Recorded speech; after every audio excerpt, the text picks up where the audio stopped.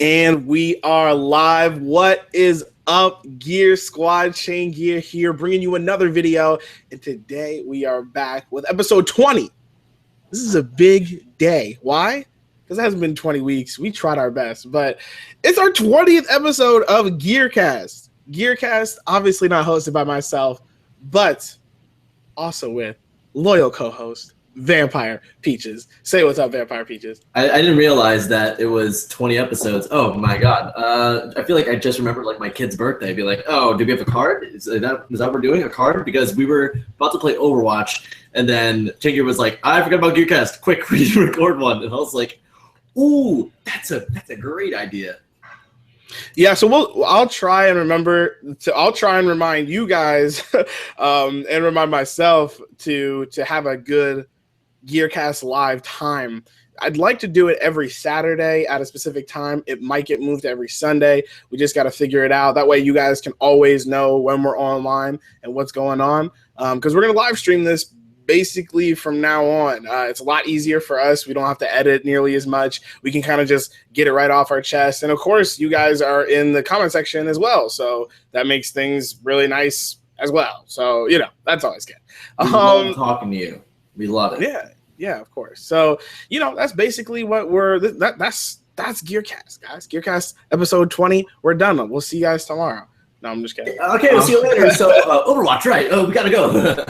So today is all about the best of E3. We figured it's episode 20. You know, it's episode 20, and you know, we figured what's better to talk about than the best things at E3, because you know, E3 was a little while ago now, like a month ago. Has it been a month yet, or has it been like 2 weeks?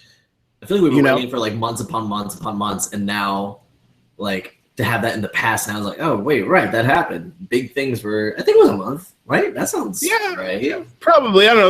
It was in June, so okay. You know, it was last month, but E3 was a while ago, and so we figured why not recap all of E3. We did some GearCast Reacts videos to all the different conferences for E3, and now we're just going to kind of talk about our favorite things, and hopefully you guys can talk about them in the comment section below or the chat section if you guys are watching live. So let me know what you guys are thinking.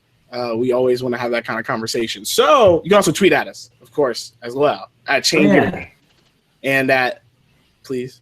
At your pal Peaches. I hope you have a tolerance for Pokemon Go, because that's all I've been tweeting about recently. I just having a blast with that. You been playing that Pokemon Go? I always play Pokemon Go. Not really. I played it a little bit. I played it one day. I walked down the street, and it was pretty fun. But it also kind of gets boring. Like, there's not really much you could do, and I'm like not getting trophies for it. So like, I have like a ups and downs with it. But it's a fun game. I just don't know if it's worth me going outside and not playing other games that I have. But you know, yeah, sure. Like last night, the Mustache Man, Adam Schechter, who you can go see on my podcast, by the way, which is now available on iTunes, Peaches Picks. Just look at Peaches Picks and I'll be there. He lives in this really ritzy, rich neighborhood, and I was like, there might be all kinds of Pokemon up in the rich white neighborhood. Let's go. And then we did, and we found 3 Pokemon. We found like, what's that the little purple bush that turns into a Venomoth? Venonat? Yeah, Venonat. I found a Venonat. There was an Eevee that we spent like 45 minutes looking for, and then there was a Pidgeotto like next to it. We did find those, but then I got Caterpie. Yeah. That, and what else did we get? There was a lot of promise of a lot of rare Pokemon that we were really interested in, but it started raining. But it wasn't kind of the rain was like, oh, it's drizzling, we better make our way back now. It's like, I think that's like torrential downpour. Torrential downpour, exactly. So that didn't go as planned at all. So we're gonna try again. We're gonna go to a bunch of lakes, just go around on this day of rest where hunting Pokemon, you know, that's how it goes. Yeah, Pokemon Go is a lot of fun. I think it's a lot of fun if you have like people to play with, just like go outside and like see if you can catch Pokemon, and then go by yourself. Like you just feel like a nerd and you get depressed. I liked it. I mean, I played by myself, me and my sister went to the store, and I was just walking around and catching Pokemon and stuff. And it was fun, but I thought about going outside today, and then I was like, I could go outside, or I could stay inside and play video games. You know what I mean? It's so funny because I've been living in Boston for like over almost like 2 years. I'm honestly in Jersey still, but it's like, hey, have you been to this place or have you been to this place yet? I'm like, no, because now that I'm away from my parents' house, I can sit inside and play games and do art. So I'll get around to it eventually, but there's bugs outside, so excuse me. Right. I completely understand. So enough of the Pokemon Go, but if you guys are interested in Pokemon Go, like Pokemon Go, let us know in the comment section below because we're playing. I also wish there was like a friend feature or something where you could like hang out or something. You know what I mean? Like, like if you group together, like that would be really cool. Try to catch Pokemons together. Yeah, I don't know how that work. By the way, I have a blog now. You go medium.com/@HeyTherePeaches. My story, I broke into my neighbor's yard for Pokemon Go, has been added to this bigger blog called the Pokemon Journal, which is really cool to see this morning. But it literally is about my first like 10 minutes of the game and how I literally stepped into like deep into my neighbor's gigantic yard to try to catch a Psyduck. So if you're into like really stupid, goofy stories, definitely check that out. All right, that's enough of the plugs. Which conference do you want to talk about first? Yeah, I mean, I was thinking, so in terms of the way that I looked at it, I have like my notes from when we actually watched E3, and so I say we go EA first. Okay. EA first, then Bethesda, and then Xbox. Sure. Sound good? And then we'll go down the line from there. Yeah. All right. Cool. So let's get started. Again, since we have 2 viewers, I'm assuming it's Awesome and Elizabeth Kate, otherwise known as Scarlosa. So hello, everyone. Hello. Shout out to Awesome for playing some awesome Overwatch the other day with us. If you guys ever see any Overwatch clips on my channel, it's probably got Awesome and Vampire Peaches in it. I don't really play unless one of the 2 of them are playing. So that usually is what happened. And Elizabeth Kate, as always, hello. But let's get started. Let's jump right in to EA's press conference and what we liked about EA's press conference. We're not going to talk about, well, we might talk about things we didn't like, but the majority is going to be like, things that we liked and we're excited for. This is the best of E3. And so today we're going to talk about the best of EA at E3. And so would you like to go first or do you want me to go first? You go first because trying to be positive, I did not like EA's conference because it was like, hey, this stuff is still happening. That's our conference. Sure. In general, right? Like if you guys are interested in going more in depth, we literally went over every single announcement that EA had at their press conference. If you guys are interested in that. And if those who don't know who E3 is and you're still watching this, E3 is a giant gaming conference where they talk about all the new games. I'm talking about like Battlefield 1, Call of Duty Infinite Warfare, the new God of War, the new Xbox console coming out. Like, we talked about everything, and this is where it's all announced, E3. So if you guys are interested in all that, feel free to watch our other videos, GearCast Reacts, and we did it for every single one. I think besides Ubisoft and besides Nintendo, we just didn't have time to get up there. But yeah, in general, I think we both had a similar feeling about this.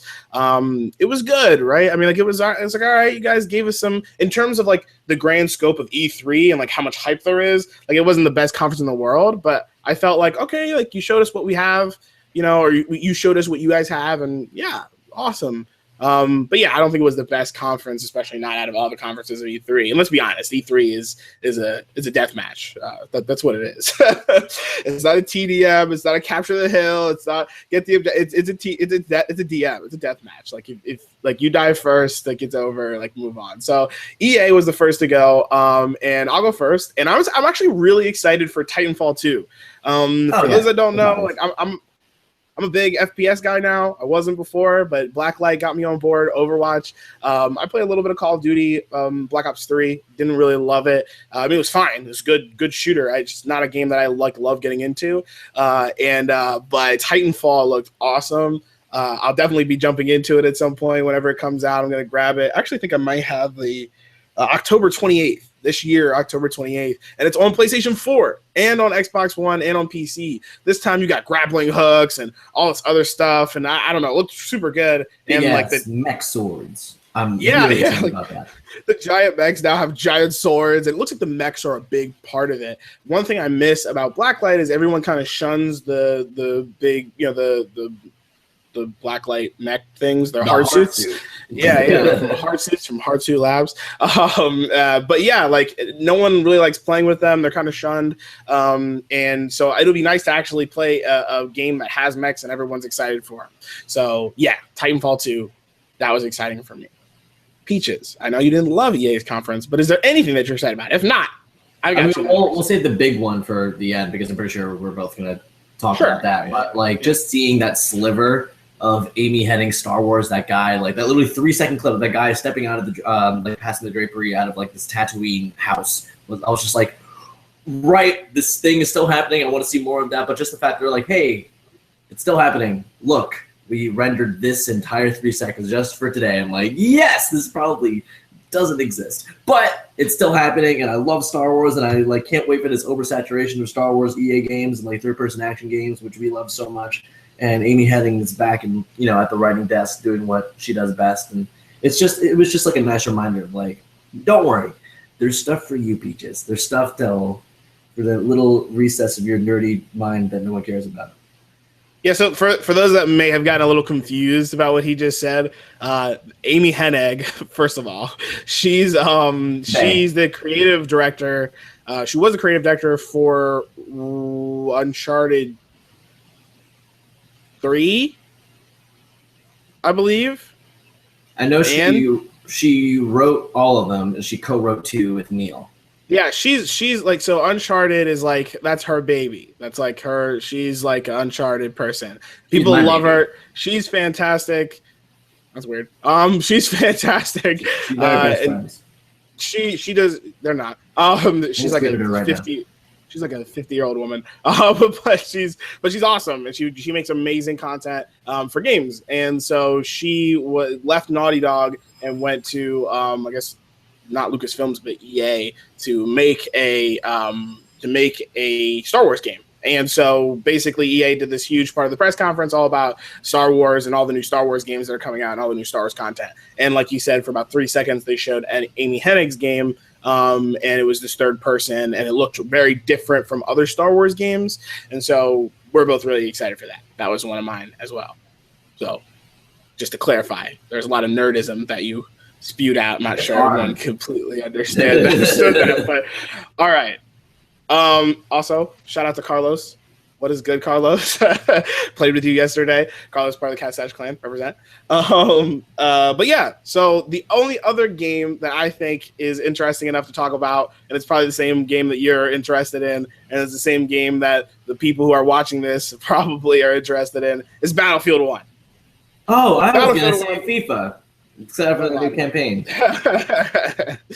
Battlefield 1 looked awesome. So basically, first of all, it was awkward. Like in terms of the conference, it was super awkward and weird. But we're not going to talk about that. If you guys are interested in that, go ahead and check out our last video, GearCast Reacts for EA's press conference for E3. But Battlefield 1 looks dope. I mean, it's awesome. I mean, I've been watching a whole bunch of alpha gameplay recently to make sure I really understand how the game is and how it's going to work. And I feel like they didn't stick to the same cookie cutter Battlefield. It's still these giant maps and these giant battles, but the classes are a little bit different. They have an actual medic class this time who can heal people and res people. They've got different types of weapons for different types of people doing different types of things, which is sure the same thing as Battlefield, but they changed it up the right way to work for the time period that it's in, World War I. So this is like a big thing. They talk about, tanks and giant. I don't know if you guys played Battlefield 4. Battlefield 4 was all about levolution. So every time there'd be this giant building and you shoot it down and it would come down the same way every time and change the map the same way every time. But it was cool, right? It would change the whole map. Now there are basically these giant floating things or giant things in the water or giant things on land that cause levolution themselves. And so it's really, really interesting. But in general, I mean, playing a competitive team-based shooter is what I love. I don't love Call of Duty because it's not competitive. I mean, it's not cooperative, really. At least I don't feel like it is that much. But comparatively to Overwatch, comparatively even to Blacklight, where you can play Rambo, but it's a lot more fun when you can get you and your friends involved and come out with some tactics and stuff like that. But Overwatch, perfect for that, right? And so is Battlefield 1. So I'm really excited for that. If you guys haven't seen the trailers and the gameplay, you need to go check it out because I'm not really sure what you're doing. And I'm assuming that was one of yours as well, right, Peaches? Oh yeah, and I've been watching a lot of alpha gameplay too. Like I can't wait to start sniping and being a medic because those are my favorite things to do in Battlefield. And also, these bayonet compilations are making me laugh so hard. Just that idea that you're like, okay, I'm gonna sit up here at this point and I'm gonna make sure that no one like takes B, and you're like spending like 10 minutes at a sniper and just behind you here, ah, and see a dude with a bayonet like about to ram towards you. Like I can't wait for that kind of. It's that sort of edge that I really love about melee weapons in general, because I don't know what it is about just like meleeing and any first-person shooter that's really satisfying for me. I don't know. I guess like I definitely had a liking for that recently, just because I've been doing that a lot in Overwatch recently. Like this is a McCree moment. Sorry, I have to brag about it. Stunned someone with my bomb. Shot them twice, but I didn't know that my clip was out, so I just shot them twice, and they were trying to run away, and I was like, Falcon punch, and that had happened like 3 separate times in the match. But no, just like I guess that's another thing I'm excited for. Just the melee weapons. There's a big emphasis on it. They look cool. Yeah, there's a ton of them this time around. It's not just like rifle butt. It's not just like the rifle butt every single time like it usually is. Rifle butt. Yeah, now you have a charge with a bayonet. Like if you have a bayonet on the end of your gun, you can literally just charge at them. Leaves you vulnerable, but easy one-hit kill if you get it. Kind of taking a lot of cues from Uncharted 4. Uncharted 4's multiplayer. The company to get that ass grappling hook. yeah. You got a grappling hook where you're like, and then it's just this one-hit kill no matter what. But it's a lot of fun. I love it. God, I love that game. That's Fat Kid Babyseat's favorite thing to do. Like he won't do any. Like he'll end up getting most kills in a match just from like one-hit meleeing people. It's great. Yeah, there's a lot of great ways to play that. But all right, so it's EA. I don't really have much more to say about EA. I don't want to spend a ton of time on EA. There wasn't a ton of games that they really announced. Like you said, they had mentioned some more information on Mass Effect Andromeda. Game looks gorgeous. They showed a tiny bit of gameplay, but like barely. It was just like in-game, like engine kind of stuff. But sports games, FIFA, some EA originals, which is basically EA saying they're getting into the indie space. They showed a cool game called Fee. But again, if you guys are interested in all that, go ahead and check out our EA at E3 GearCast Reacts video. So go ahead and check that out if you guys have the time. Otherwise, let's move on. Let's move on to the next conference, which is Bethesda's conference. I know a lot of people interested about the Bethesda conference because, I mean, it's Bethesda. Bethesda makes awesome games like Fallout and Skyrim and Dishonored. A whole bunch of other games that no one really remembers and knows. But I mean, some people know, like Doom, Wolfenstein, some other stuff. But anyway, they had some announcements this year, and we're going to talk about them. So, Peaches, how about you go first this time? Because I went first last time. You go first. I mean, it's pretty obvious for what I'm excited for, right? For everyone in the stream, I probably talk about this like a billion times, but Skyrim, Elder Scrolls 5, Skyrim was my first platinum trophy ever. I'm sorry, I just realized how ridiculous that is. That's like a 700-hour game. So remaster, they only showed us like a 10-second clip of this new volumetric lighting that Todd Howard loves to talk about so much, and like a new updated graphics, there's more color and stuff, because Skyrim was a very gray, drab game set in the northern like snowy tundras. So I'm really glad to see that they're putting a lot of color on that. But overall, I can't wait to get the remastered so I can platinum it again. I'm ready for more Skyrim. I'm ready for more. And mod support, it probably won't work on PS4 because I don't know if you saw that Fallout 4 mod support has been delayed indefinitely for PS4. Really? That's interesting. It is weird, isn't it? Yeah, we'll have to see how that works. Yeah, I'm excited for Skyrim as well. The funny thing is I have Skyrim on my PC, tons of mods, but there's just something about playing on my console. I got to get over it at some point because I spend way too much money on PC games and never play them. The last game that I played on my PC was actually yesterday. I played basically 2 games. Lethal League, which is an amazing game, by the way, and needs to come to the PlayStation 4. That game is amazing, and I know it will come to PS4. Well, I mean, it's been out for a while now. I mean, it's just gotta. It's perfect. I've sent him information. I've been like, hey, listen, let's do this. I sent it to Adam Boyes when he was working there. Thanks for that info, by the way. Not that anybody here cares, but like, I was like, bro, Get these people on. Team Reptile. I need this game on my PlayStation. I can't keep playing it and not getting trophies. Anyway, that's a side story. Yeah, Skyrim's awesome. The mods, I think, if they can get the mods, I mean, they have time now, right? Like, I mean, the game's going to come out, but I mean, all they have to do is fix I'm sure the game's already ready, right? I mean, it's coming out. Let's see. I think you told me the date and I didn't have it down. Do you have the date for it? Not anymore since I've 21st. My PCs. Is it the 21st of September or October? October. 21st of October. It might be September or something. I'm not sure. Don't hold me to that. But it's coming out this year. And so all they need to do is really fix the Fallout one, figure it all out, and then probably put that same kind of mod capacity in for the PS4. But if it doesn't have the mods ready by day one, probably won't get it day one. There's not really a reason for me to get it day one anyway. It's not like I'm missing out or anything. It has everything in it. So I just have to wait and see when, you know, the mods work, and then I'll buy it. And there's really not a reason for me to get it if I don't get the mods with it, right? Like I don't just want to jump in and play Skyrim again, because if I really want to do that, I can just do that on my PC. I want to be, granted, I can do everything on my PC, but that's not the point. I want to be able to have that full, at least close as possible PC experience on my PS4. So let's move on from Skyrim. But yeah, either way, mods mean no trophies, which that's no bueno. So I can wait. Yeah. I mean, I don't really care. You know, I'm not a huge trophy person, which we will talk about finally after this. I've been wanting to talk about this for a while. We will talk about this in a second. Assassin, what's good? PS4 mods, so you can play as a Mexican.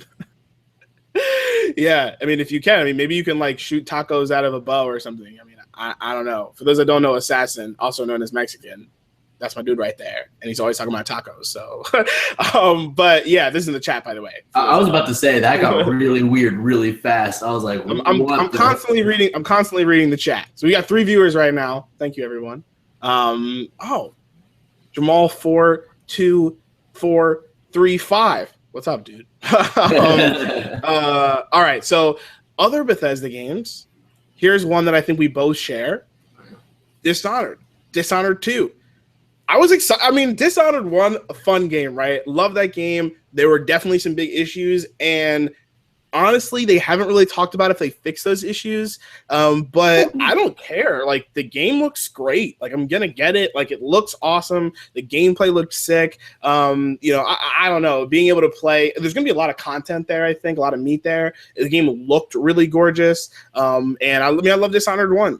So, you know, Dishonored 2 just was the verticality, the maps were so much bigger, and I just felt like there was being able to play as Elizabeth Caldwell. It is Elizabeth, right?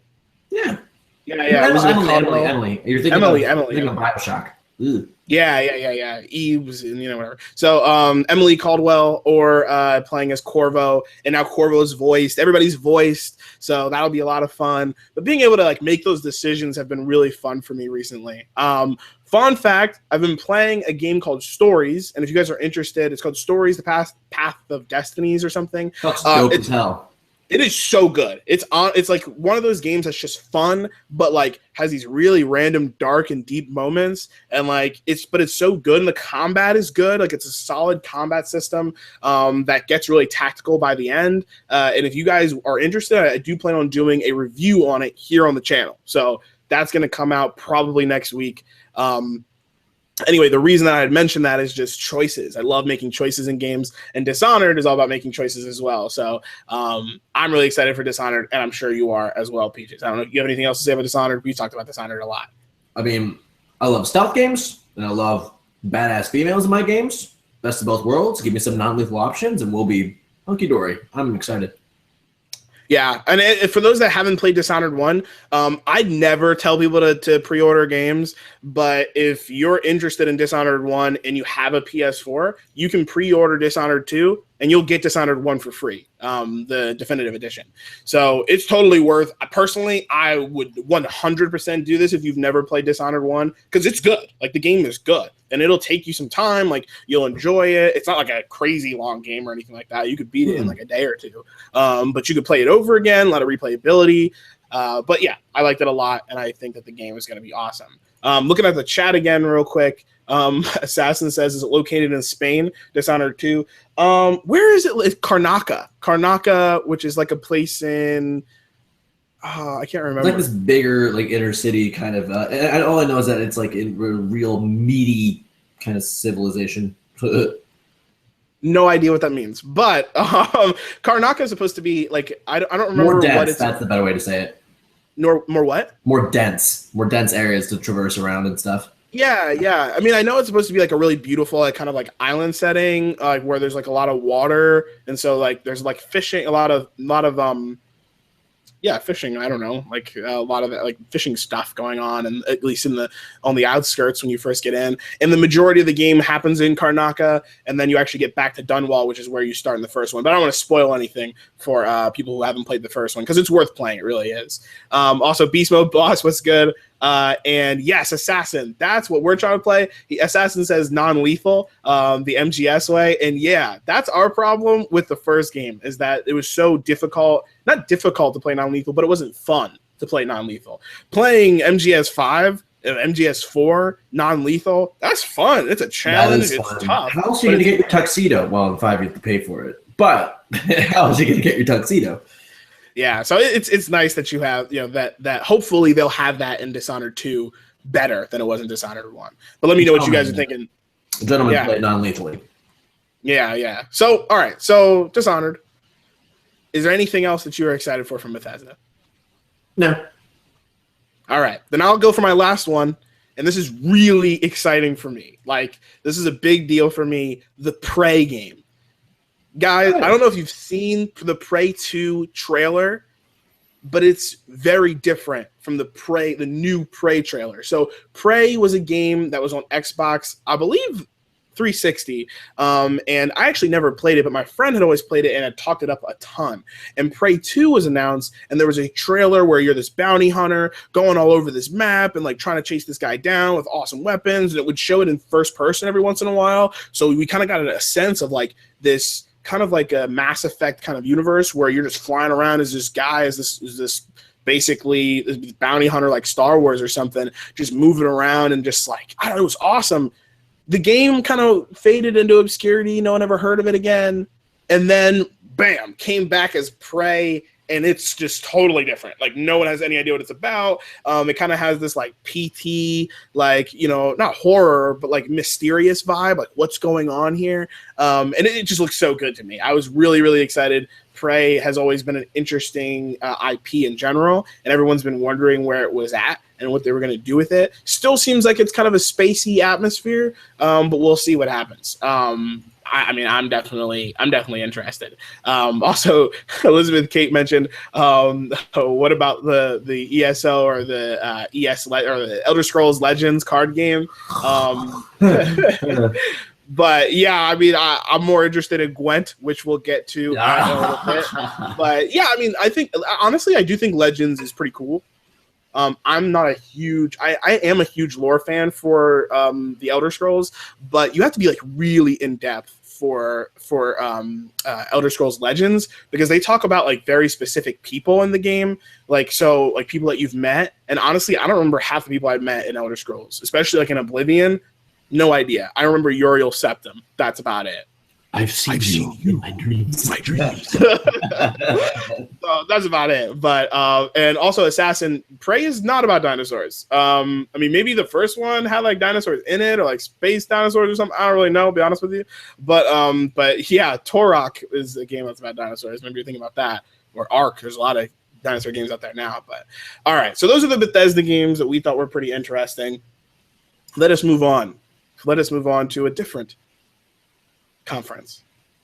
One that is a direct rival to our beloved PlayStation. But, we still, whatever. We had a fantastic conference, too. That was amazing. Xbox. Microsoft. Let's talk about it. Yeah, they had some awesome games. They had a lot of awesome announcements. You want to go first? You want me to go first? Mine are quick and easy, so I'll go first. Sure.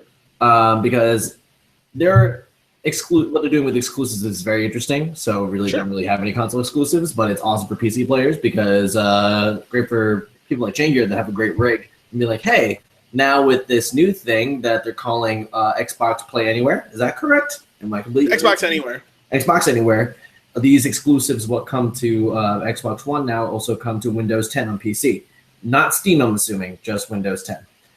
So there are so both of these are not exclusive, but from the conference I have to talk about them because I love them. Cuphead just looks dope. It just looks more dope, the more I see of it. I'm hearing some weird things about the platform that they add because initially it was just like a boss rush kind of game, which I like, especially now that I'm playing Fury, and Fury is amazing. If you haven't, like, this is so good. Can we pause for a second? Can we pause for a second and talk about Fury? Guys, it's so good. Fury just came out for PlayStation Plus users. Another game that I will be reviewing very soon. I love this game. It is hard and it is fun.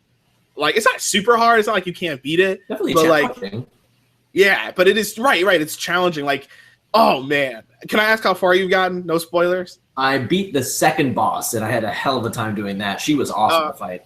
Oh yeah, okay. The next one's gonna get you to start thinking totally different. You're just gonna be like, wait, what? What's going on? And it's so good. I'm on the fourth. I'm on the fifth boss right now. You're almost it's literally done. Yeah. It just like he said, it's a boss rush game, and it just means like you go to boss to boss to boss. There isn't little minions. You're not fighting all these little guys and leveling up. It's just you and your skills getting better and fighting harder and harder and harder enemies. But it's about learning things. It's not about like, just getting wrecked because you don't have the skills. It's about learning. But it's similar to Dark Souls, where like it's all about learning, but it's more similar to action-based like Platinum games where you're not like slowly moving around with a shield and a sword, and you're like, oh, this guy's gonna try and kill me. I've got to roll. Oh, gotta drink a potion. Roll. Shout out to Afro Senju. I just watched his stuff on Dark Souls. It's hysterical.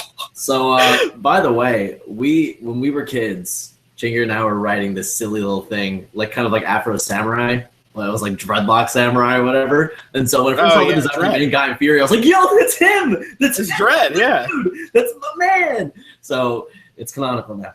Also, like, if your fans love Afro Samurai like we are, like, there's so many nods and bits and like something so ripped from that actual style from Afro Samurai itself. You got the mascot head side character that commentates on everything that you're doing. You got the stoic villain that's just going up against lieutenant after lieutenant after lieutenant, showing that he's the best. It's great. It's also great.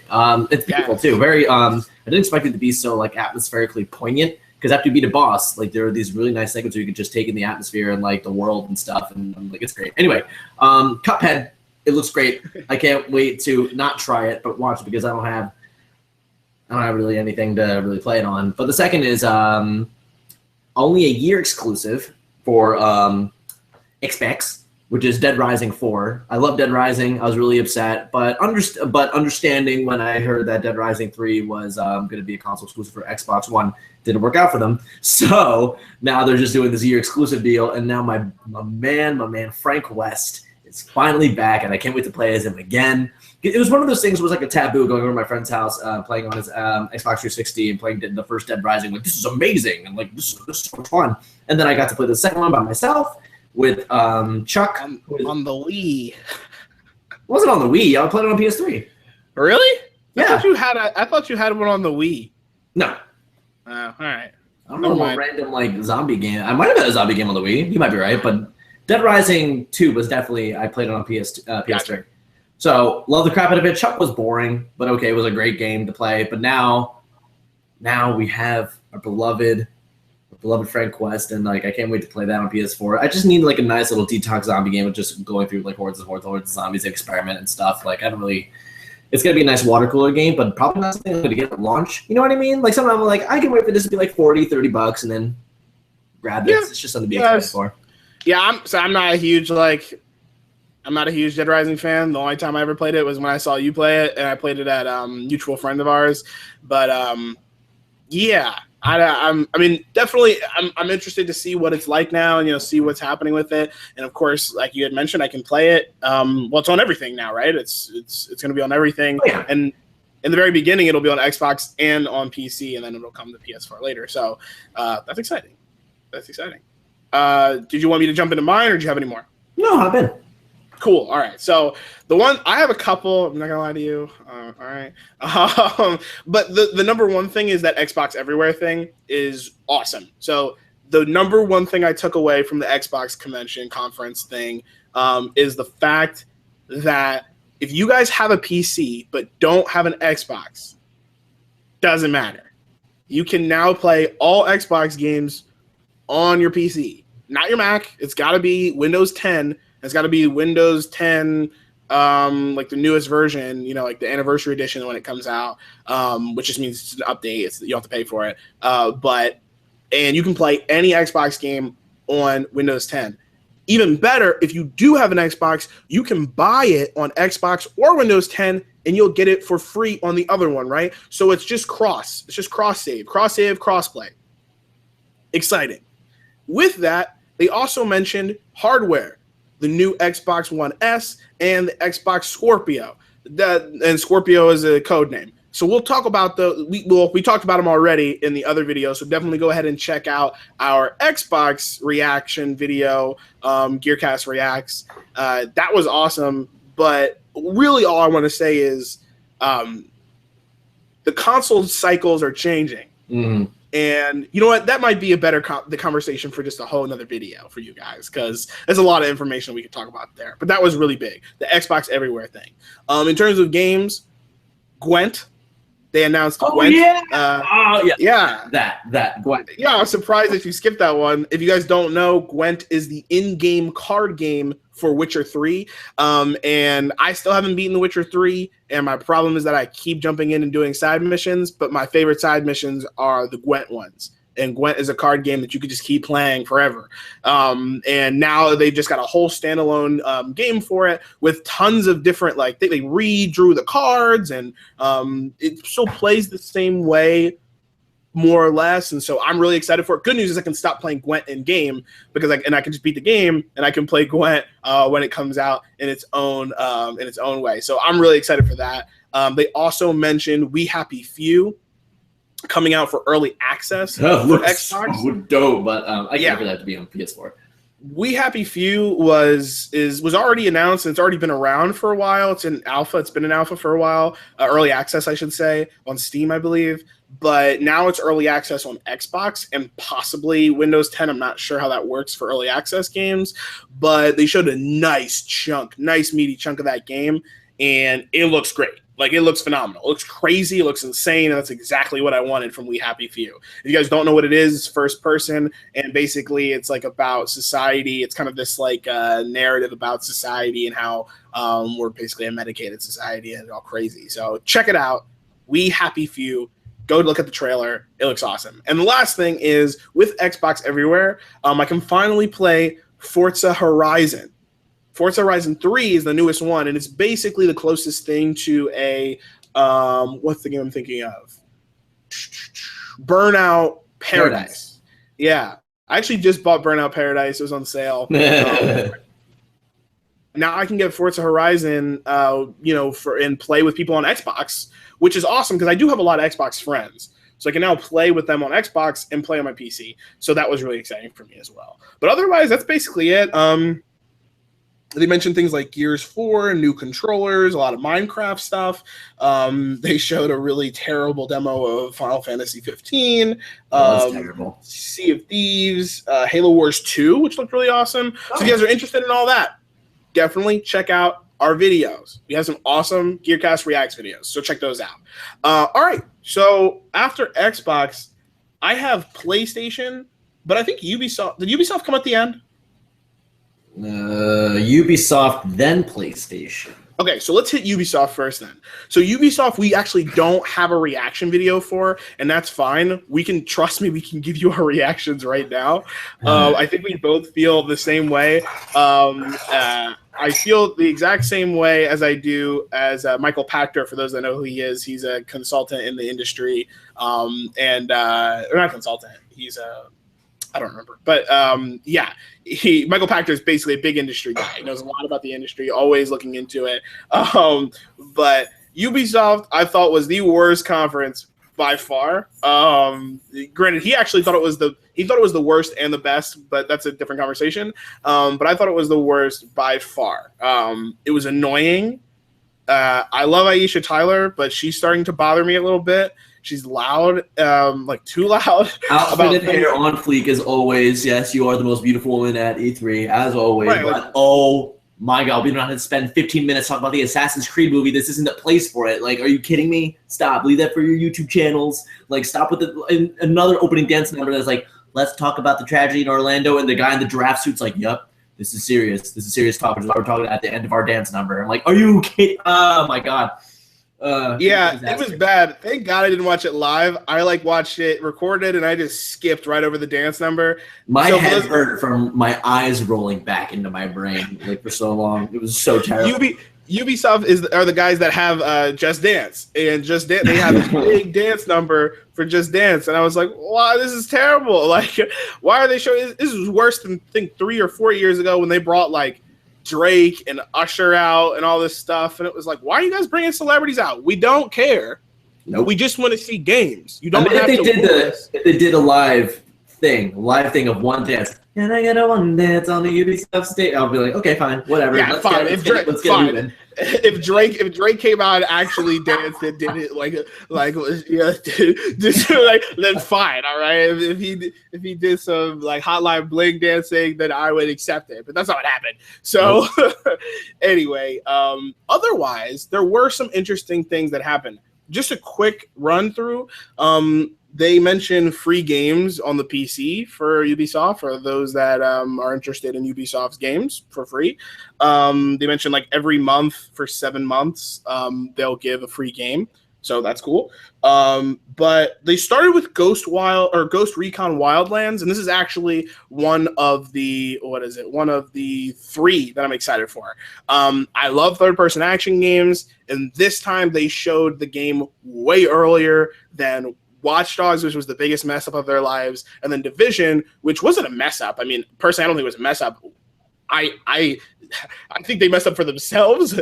They let us try the beta, and I was like, well, I'm not getting the game, and so they didn't mess up because I didn't spend money. So that's the best way to describe it. It's like you made the mistake of letting us play it early because we found out early that this was boring, and now it's a wasteland because everyone is playing other third-person action games and Overwatch. So now I'm looking at this, I'm like, this kind of looks like what I thought the Division would be. But yeah, it was a bit me of going like this because of the scripted actors, again, going through the demos and stuff. I'm like, oh, come on. You can't just do live demos with devs and stuff. Because okay, let's talk about this real quick. Bruce Straley standing up on stage and messing up the Uncharted 4 demo was still still genuine. It's all genuine. It's like, here, this is the game. We have the game and its gameplay. This, we're showing what we have. This is our craft. Here it's hey guys, what the hell is going on? Look out, look at that guy. Hey, he's South Click Lestevier. Me, I'll be like, oh dude, did you see that new Attack on Titan Season 2 was announced? Well, whatever. That's what real video game dialogue is. But anyway, please proceed. It was still awesome to watch. It was just a little bit of cringe, No, I get it. I'm over it. You know what I mean? Only a couple places do it well, which we'll talk about later. But those scripts are painful. But yeah, in general, the gameplay looked solid and fun and fluid, and it's the exact type of gameplay that myself and Ballistic Phoenix really enjoy. We love third person. We take our games really seriously for no reason. We'll play Paragon. We'll be like, okay, dude, there's a guy on the right and the guy on the left. And we're talking about against bots. We don't play against people yet because we don't play enough. And we're just playing against bots. And we're like, okay, dude, I got to head back and level up. Because it's just fun for us. That's exactly what we're going to do for Ghost Recon Wildlands. We're going to jump in and be like, okay, dude, you got the sniper up top. All right, cool. I'm going in. I'm stealthing. I got him. All right. Oh, God, this guy on my right. It looked, granted, the scripting was terrible, but the gameplay was exactly what I wanted it to be. Fluid, open world, and it isn't an MMO. Division, cool, I get it. You guys tried to do this Destiny ripoff thing, didn't work, fine. This is I just wanted, I know, sorry, did I too deep? Sorry.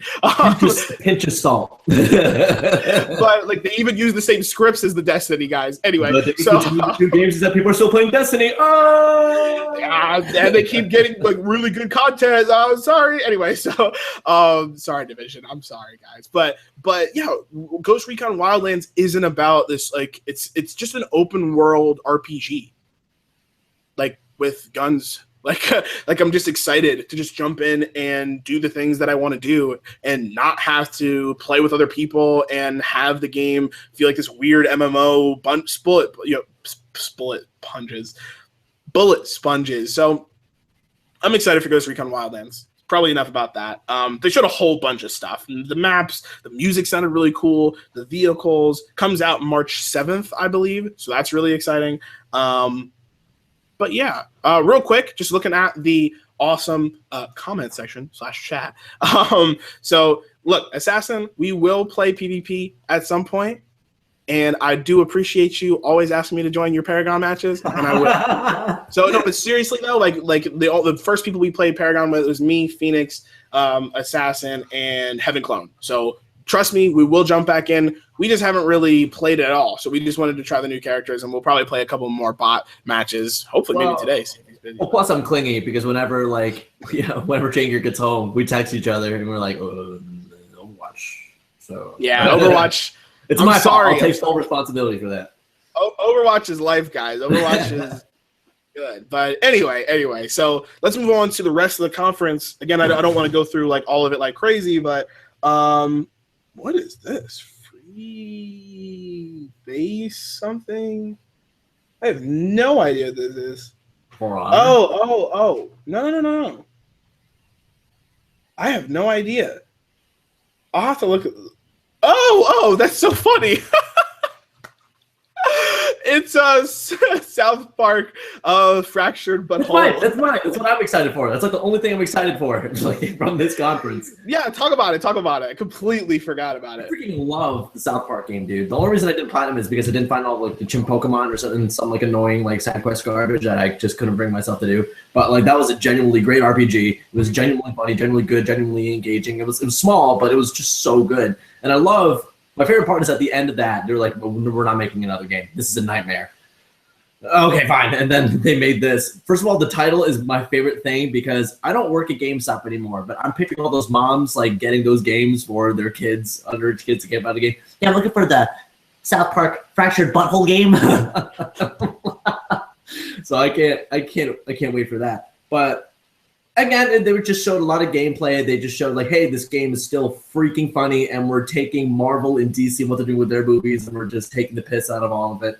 It's just, I'm excited. And now they have this really cool grid-based combat system, which looks really cool. It gets environmental. It gets strategic on where you place your characters, and it's kind of board gamey. And I'm like, oh, this is so dope. And I like superheroes, and I like South Park, and I like the game. So that was one of those things that generally had me, holy crap, this is exciting. Mind you, it was the only thing at Ubisoft I was like, yeah. So yeah, no, I agree. I mean, it was one of those games that was just like, yeah, like one thing I'm excited for, kind of side note from conferences, is that the fact that you and I are going to live in the same place, because there are a lot of games that like, which, by the way, really, no more me sitting here. I'll be sitting there to the left of them.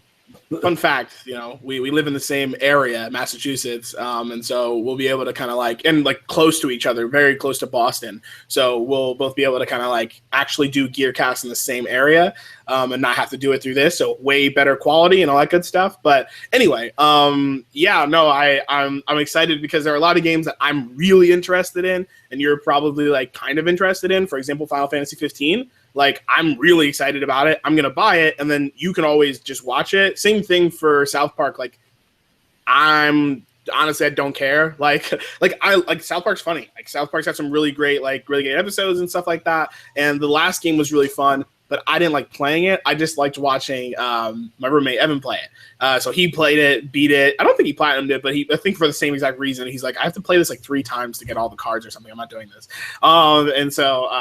But yeah, so I'm excited basically to watch you play it. But I'm excited to have it come out. So that's for sure.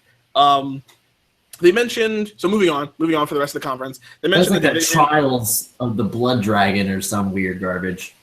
Not yet. Really? Oh, okay, I got it out of order then. No, yeah. No, yeah. After South Park, they mentioned The Division, just new stuff that's going to come out for that. They mentioned Eagle Flight, which just really quickly is literally like eagles. I can't tell. Is that a like? What is your reaction to that? God, they had to go through an entire freaking match. Like I was like, okay, that looks dope. Stop it. Move on. So Ubisoft's just bad at press conferences at this point. And like Eagle Flight looks awesome. It's literally it's a VR game where you're an eagle. Imagine, I don't know if you guys have heard about this, but there's drone racing where you'll take drones that go about 60 miles per hour and you fly around stadiums and you like put on a headset to fly these drones. It's really cool, right? Like you're basically the drone flying around. It's really awesome. This is basically the same thing, but instead you're eagles and you're flying through Paris and all of this stuff. It's awesome. It looks really good. I'm pretty sure it's coming out for PlayStation VR and all the other VR headsets. And so really awesome. The reason why I'm really excited for that is it's one of those things where you and I are going to invest in PSVR as soon as we can. Like, well, as soon as I can because I'm poor. So it's one of those things where we're going to sit down with our PSVR headsets and have our buddies come over and be like, what is this? Like, no, this is the game. Here, try this. Try this game. This is one of those apps where I'm like, you just put on this headset for 15 minutes. Just see what you think. So, yeah. I mean, you're flying around as eagles, and it's basically capture the flag. So it's awesome. Take a look at it. But it's not one of the games I'm super, super excited for. I'm excited, but not super, super excited for. Next was a terrible – I don't even want to spend time on this. It was the worst part of the conference. Star Trek. Like Star Trek, the video game. And maybe it's because I'm not a Star Trek fan, but it was like bad. Like the game was bad. So as a big Star Trek fan, let me just say that this was the weirdest, most boring shit that I've seen in a while. Here's the reason why. I love Star Trek because, again, as Changer likes to explain it, my nerdiness just reaches into like the outskirts of nerdydom a lot more than his does. So the idea is cute, but there's already like a smartphone game that we played in my indie games class of where you all have a smartphone. You don't need to register your email or anything. You just go in. A person takes control of a commander, of like a navigator, of different sorts of roles on the ship. So there's a game that already does this that isn't Star Trek licensed, but is a lot more fun and a lot more silly and a lot more engaging and a lot more easy for people to get into. This is like a VR app, right? So it looks terrible. The graphics look like PS2, like late PS2, early PS3 garbage on the lowest settings. And then we have my man, Varburton, be like, wow, I really love that. I'm like, this is cute. I haven't seen you in a while. Then he comes on stage. I'm like, why are you here on stage saying the same thing that you did in that video? Why did you just want to hang out with Aisha? Were you in the back? Be like, no, I'm gonna come on stage now. It was really cute, but it was just so padded and so long for a thing that only about 2% of the people watching really cared about. And unfortunately, I was one of those 2%. And I was like, cool. Actually, I've already played something like this that looks a lot better and plays a lot better. But this is one thing that I guarantee we're going to forget about a month from now. Or we already have, until you mentioned it just now. I completely forgot this existed, so boom. I honestly just don't understand. Like, it was so dumb. It was like, you and all of your 30, 40, 50-year-old friends go ahead and buy VR headsets and then go in the same room and sit down and then, like, play this game. Or maybe sit in separate room, like go like do it in your own house, but like what? I have no, like it was so, first of all, the game was confusing. Like I don't even know how you play. It was just bad. It looked like it was like a seminar, you know, like pay $500 and go to a hotel and like, you know, have speakers and stuff come, like a Star Trek convention, and like you put the chairs down and it's like, all right guys, like it's your turn to do the Star Trek navigator like thing, and everyone sits down and puts their headsets on and they're like, I can't wait, like this was so cool. This is not why is Ubisoft making a game for like what is this even for? PlayStation VR, Oculus? Who's gonna buy? I can't even. So I don't know. I'm done. I didn't even think about the commitment of like several people need headsets to sit down this, as opposed to the smartphone game that I mentioned that it goes across all platforms and you could just do that with your friends. That's something that everybody already has. So again, this is going to be something that just disappears. I don't know. Who knows? Maybe the really hardcore Star Trek fans will do it. I don't know. But let's move on because I can't handle it. Next was For Honor, which was awesome. I thought they showed a really great trailer. Really, all we've seen from For Honor was the giant multiplayer battles, and now we saw campaign. And it was like there's an evil person, and there's like, you know, like there's actual someone you're gonna go after. It's not just like we're warriors and we're fighting. Like there's actually an antagonist, and like there are kind of protagonists to some degree. We understand why they're all fighting now, and it's awesome. Like honestly, like I'm just kind of ready for it. It comes out February 2017. It actually comes out on my half birthday, which is also Valentine's Day, but but yeah, I'm pumped. I think it looks good. I'm ready for it. I've seen enough gameplay. It's out there, and so now I just got to wait for the year to end and the next year to start, and I'll buy it because it looks really, really good at this point. And it was nice to see, like, again, like the trailers to understand like what this game is truly about in terms of the campaign wise. The story is important to me, so when I saw that, and I was like, you know, the Viking guys were like going in and they were like, yeah, we're gonna fight people, and then like it leaves and they talk about how the knights are like the knights are evil, like the knights are bad people, like not the knights themselves, but the leader of the knights is a terrible person. It's like this evil woman, and like she's just like we will continue fighting forever. And then it was like, oh my god, like what am I watching? So I was really excited. But that's For Honor. You have anything else you want to say about For Honor? You want to keep going? Ubisoft loves their cinematic trailers, which was also awesome here. The badass creative director with his badass cane was like, "Hi, I'm here to pump you up for this awesome kind of long gameplay, but it's really exciting." I'm like, "You're just so cool, dude. Can you just stay up and introduce all the other games?" But overall, I'm excited to see how the other factions play, because the Viking stuff is cool. But I'm like, so are there like 3 campaigns, or is it kind of like we jump from story to story to story? Like it's all I know is that it's going to be good. I'm excited for it, definitely. So yeah.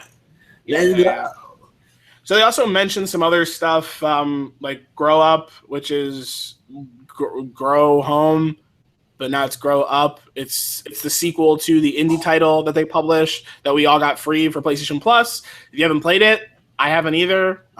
It's cute. Peaches, you have. Yeah. I didn't really have an interest in it though, so cool.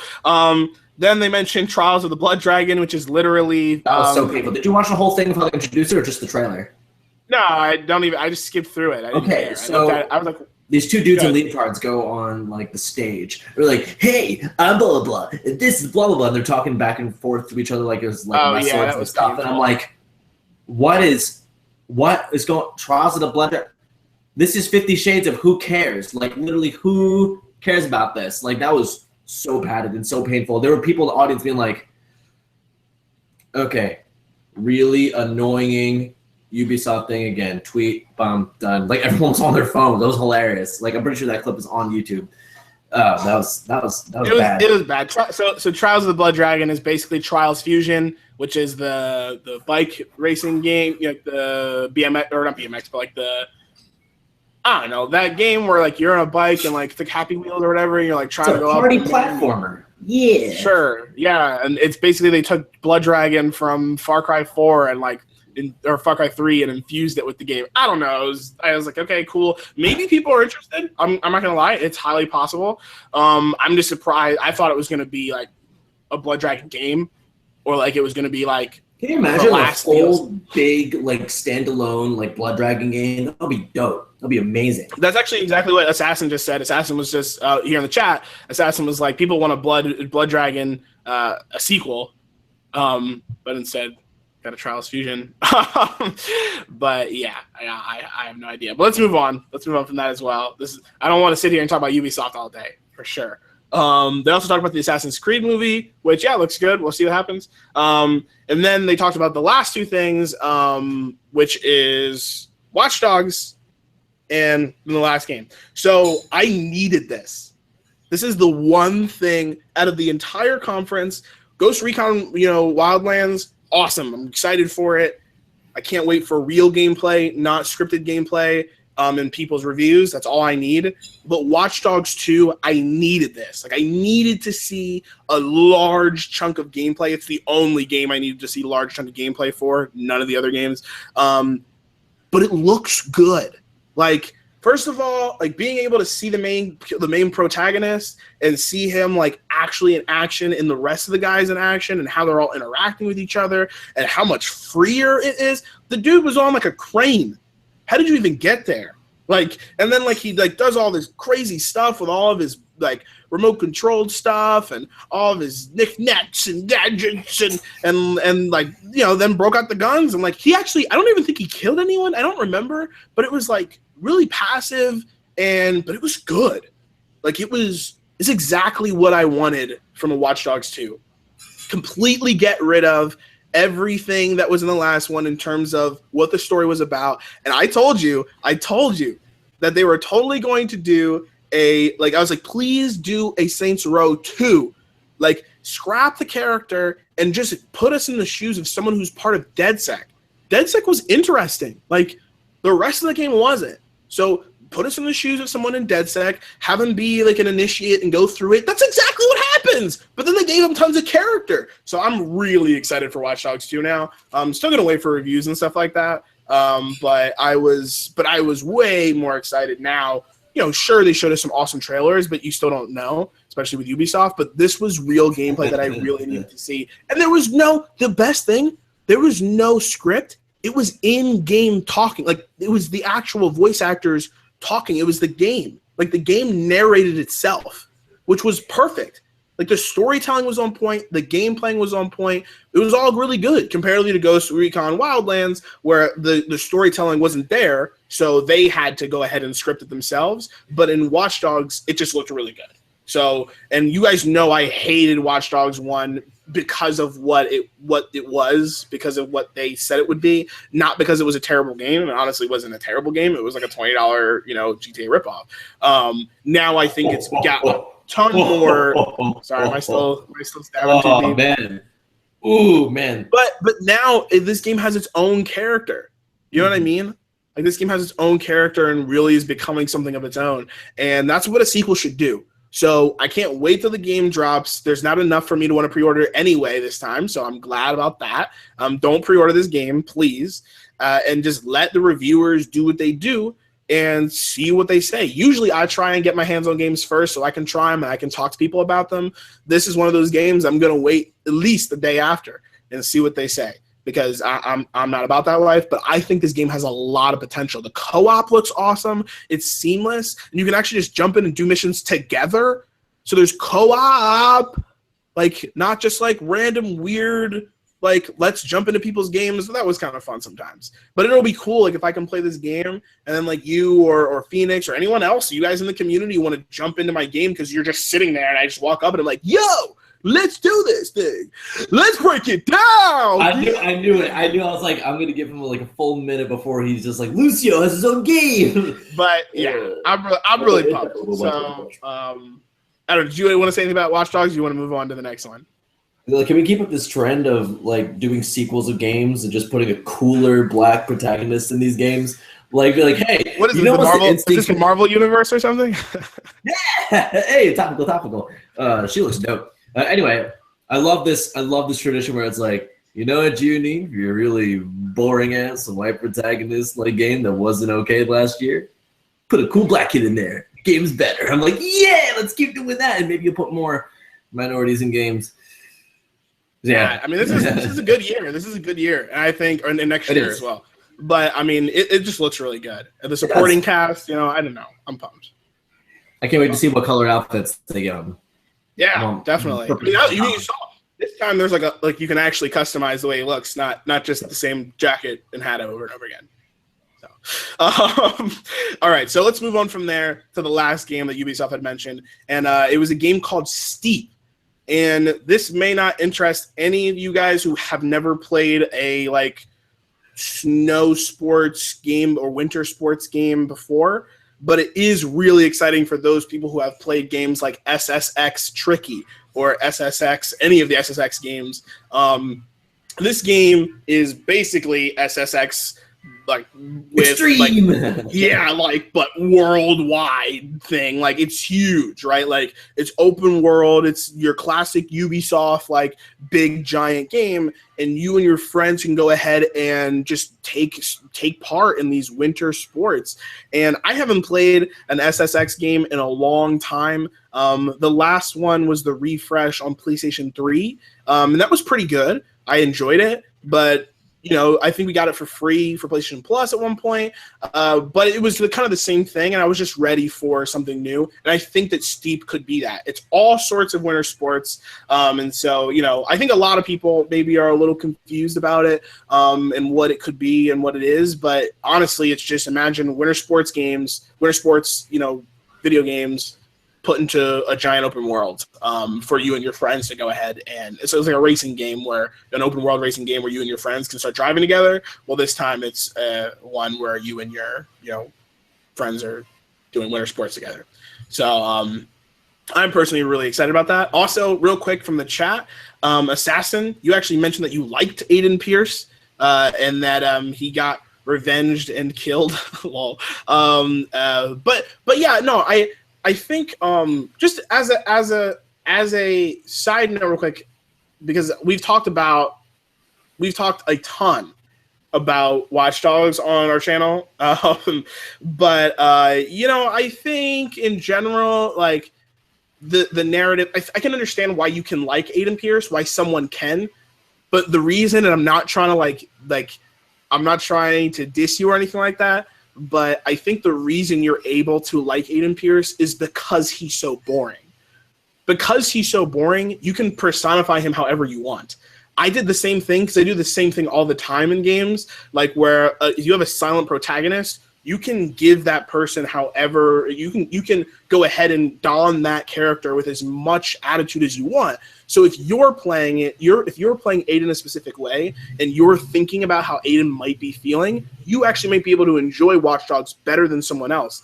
But for someone who pre-ordered the game and pre-ordered the Ultimate Edition, hoping to get this amazing experience with awesome storyline, awesome gameplay, something completely unique, that's not what we got, right? And so at no point could I really I tried to really enjoy this game, but the back of my mind was always saying, you literally just paid like $100 for this game. Like, this was worthless. And I bought it digitally. And so, it was just awful. But meanwhile, if you're me, you're like, wow, this person's motivations and like the sort of ludonarrative dissonance between him and the narrative and his motivations make him a complete, unlikable, boring asshat.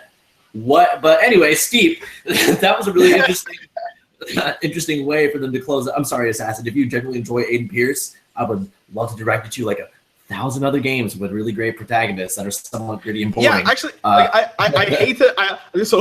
hate to keep going on this, but because you're here, and that's why I like doing GearCast Live. But Assassin, you also mentioned that he was like he had no emotion, he was cold, and you like that.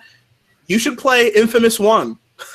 or Witcher 3. Yeah. I also really, at least he has a dry sense of humor about himself and motivations and like a sense of family. This guy's an asshole. Like, whatever. Yeah. Aiden personally, I thought was boring, and you were like, "What are you doing? Like, who are you, and why are you interesting?" There are way more interesting characters who may not be bubbly, but especially if you play Infamous 1, that's my favorite Infamous game.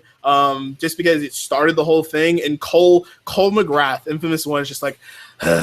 Everything's terrible. Everything's awful. And it's just I don't know.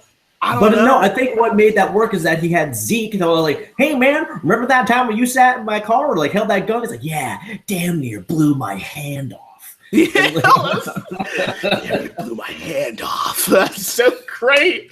Oh man. But anyway, okay, go ahead. Infamous was colorful, had zany, unique personalities and comic book style superpowers. You were boring, stupid, evil ass had a trench coat that was just 50 shades of brown. I had to put some purple on him just to make sure to be bearable. I was like, where's the Asian guy? Come on, where's the Asian guy? I just want to see one more cutscene with that Asian guy. He's awesome. But anyway, I definitely understand. I like these kind of conversations because we're able to talk about different characters and why people like them and why they don't. If you guys like Watch Dogs, let me know in the comment section below. Love to talk to you guys about that. Tweet at me, of course, at Change Your Game. But yeah, that's just our take on it. Just to shine a little bit of light on some other people in the chat before we end with end Ubisoft's conference and go to what I think is both of our favorite conference, of course. Butterbrine, you mentioned that you shouldn't buy games digitally. I completely disagree with you. Completely disagree. I understand why you say that, for sure, right? It makes a lot of sense to buy your games physically. Actually, fun fact, I just started buying my games physically again because I'm not sure about how I feel about them sometimes. So, for example, I bought, it's a lot cheaper to buy your games new on Amazon if you have Prime. So there's no reason for me to buy them digitally, right? If they're not cheaper, there's no reason for me to get it, right? Like, just in general, especially if I don't have to go out and get it and it comes to my step, it comes to my door day one. But at one point, digital and physical were the same price, and I don't like GameStop. So I don't want to go to Walmart, and I don't want to go to Target to go buy my games. And GameStop, they make a ton of their money on used games. So it doesn't help anybody. All it helps is GameStop, and I don't really care about that. When I buy a game digitally, it goes straight to PlayStation, and it goes straight to the developer. So I feel really good about that. And also, I get that game forever. Like, forever. It takes up no space besides digital space. It's in my library. I never have to worry about it again. Just like on the PC. PC, nobody buys discs anymore. Granted, the prices are cheaper. That's the only reason I'm not okay with always buying digital stuff, because sometimes digital stuff just isn't worth the money. But there's a lot of sales and stuff happening now on PS4. For those that don't know, actually, Steam sales are this month or this or last week or something like that. And PlayStation now has a full month of sales, and they've been really, really good. So Stories was on sale this week. I think God of War 3 is on sale, the remastered. There's a lot of other games on sale, so definitely go check those out. And if you're thinking about buying games digitally, that's maybe where you want to start when games are $1 or $2 or $5 or $10 or $20. Maybe not buy your big games, $60 games, because maybe you don't like them, maybe you want to get rid of them. I had a tendency to keep all my games for a long time. And once you start making a certain amount of money, sometimes you don't care about going back to GameStop and selling back your games. Like, it doesn't make a difference. So instead, it makes it a lot easier for me to just sit down, grab my controller, start the game. That's what I like. But I completely understand what you're talking about, Butter Brian, for sure. For a lot of you guys, especially the younger guys, not worth buying games digitally. You're wasting a lot of money because you can't go ahead and sell them and all that kind of stuff. But if you guys are, have a little bit more money, you're willing to hit those sales and stuff like that, and you want to support your developers straight up, then go ahead and buy your games digitally. That's how I do it. Yeah, when it comes to that, I really do like the idea of supporting the devs that I love and stuff like that. And also, having worked and managed manage different aspects of what it means to work at GameStop. It's a nightmare. I hate going through the middleman. I hate going through the whole rigmarole of just talking to people. I don't like conversating. When it comes to gaming, it's a very personal, very solitary experience for me, and why I try to keep it that way. So it's just one of those things where it's I don't know. I don't want this. I don't want this. I don't want to go through a midnight release, because God forbid. You know what I can do? Queue it up for a midnight launch, buy-in, and then I'll just be able to play in the morning without having to deal with lines and people and stuff like that. So it's as simple as me. That's just I'm just not like that in social person, and the less I could do with retail, the better. Dude, I don't even want to go to the store and buy groceries. If there was another service, I would, just because I don't feel like leaving. So there's that. And also, we need to show the digital market works, in the sense that granted, there's a lot of things about control being Konami is hey, screw this game and screw these people. We're going to take this game off of that, removing its imprint on gaming forever. We're going to take PT and then take our ball and go home because we're dicks. That stuff needs to be talked about. That stuff needs to be discussed. But also, if we show that we do care about digital, the prices will change. They will change. People will start changing prices and stuff once we get to the digital revolution, and once these brick and mortar things start to die down a little bit, which I don't think we're there yet. But it's also just me saying my statement and be no, screw GameStop. So yeah, I mean, I think in general, right? Butter Brian just mentioned, he thinks maybe it's a little bit different because he lives in the Netherlands. That could be. Sure, of course. I'm assuming in the Netherlands you guys may have Game, not GameStop. But GameStop is what's the US brand, or probably North America, really. But Game, I know, is in Europe a lot. So maybe you guys, I don't know if it's different there, or even the PlayStation Network prices, but it definitely could be that. But anyway, so I love talking about this kind of stuff, guys. This is awesome. We definitely need to have a Q&A session one day, just to go ahead and maybe next GearCast for 21. Turning 21. It's a big age for people in the US. So yeah, let's do it. We'll do a Q&A for the next GearCast. That would be a lot of fun. Assassin says, skip Steep. It was bad. Lol. So we'll skip it. We're done. We'll finish up. So we're done with Ubisoft. We're done with Ubisoft. And now it is time to move on. Ubisoft's conference be soft. And now it's time to go to the hardest conference. That, of course, is PlayStation. Oh my God. So, okay, you go first. We have to... So if you guys are interested in learning about the PlayStation conference in its entirety, go and check out our GearCast Reacts video. It's good. It's got a lot of information on there. So go ahead and check that out because it's important. If not, then that's cool. But let's talk about our favorites. There's a lot here. I've got like, what do I have? I've got like 1, 2, 3, 4, 5, 6, 7. But I'm not gonna talk about all 7. We'll talk about because I'm a nice man. Well, I'm just saying we'll go through. I'm assuming we probably have the same ones. So then I had to put down more just in case. So how about you go first? Lol. I know it doesn't exist yet. I know it doesn't exist, but one of the highlights is Kojima stepping down on his little Billie Jean stairs, lining up underneath his feet. Very awkwardly because he was a little too fast, and they kept lining up behind him like, Kojima, slow down, bro. This is your entrance. But Death Stranding. I'm so excited, bro. Like, it's just a matter of, what the hell is this? I want the game. What is this? So, also, like, just the things that he said, because I went on his website, and my man, speculating all this platform. Yeah. We can't go through an episode without plugging his amazing, amazing channel and amazing stuff.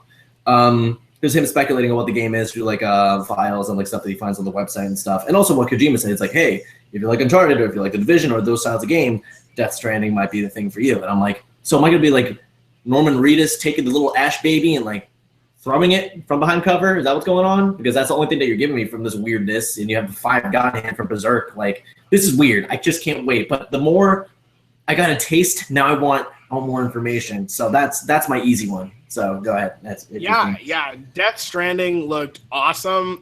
For those that haven't seen it, this is a Kojima game. The guys that made Metal Gear Solid 5, Metal Gear Solid 4, Metal Gear Solid, all of them, helped make Castlevania series.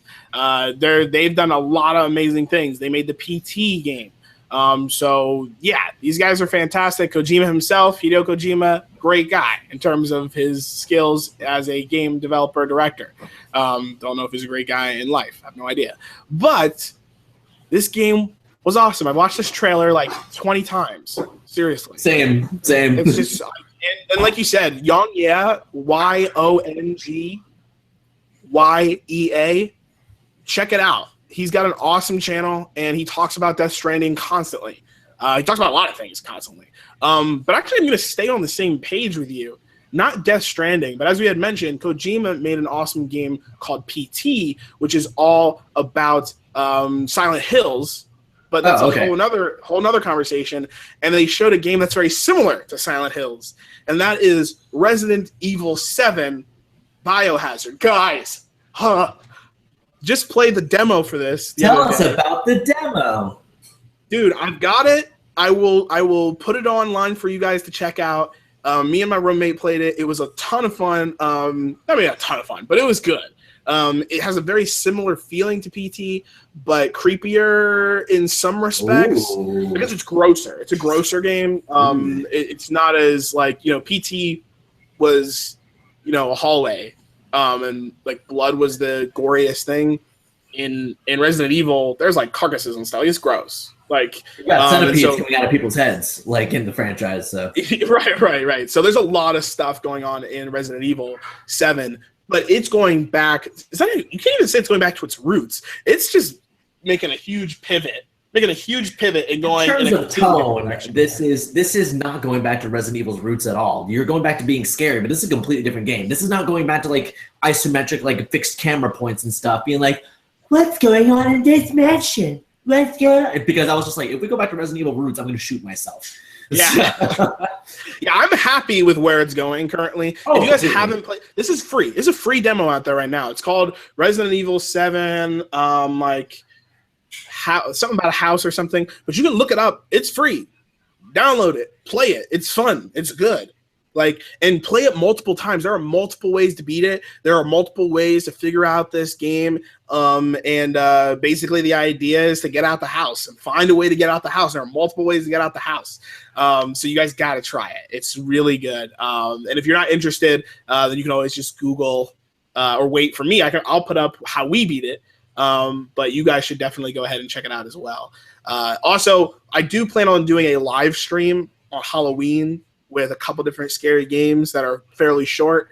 So hopefully we can do that for you guys. It should be a lot of fun. It's something I've been wanting to do for a long time, to just have the camera, the mic, and just us playing scary games. Ooh, maybe I'll sit down with you. We'll play Until Dawn. Ooh. Yeah, sure. Yeah, I haven't played Until Dawn yet. So yeah, I'd like to do a lot of those. PT, Resident Evil, all those games. So that would be cool. Otherwise, what else? Do you want to do your next one?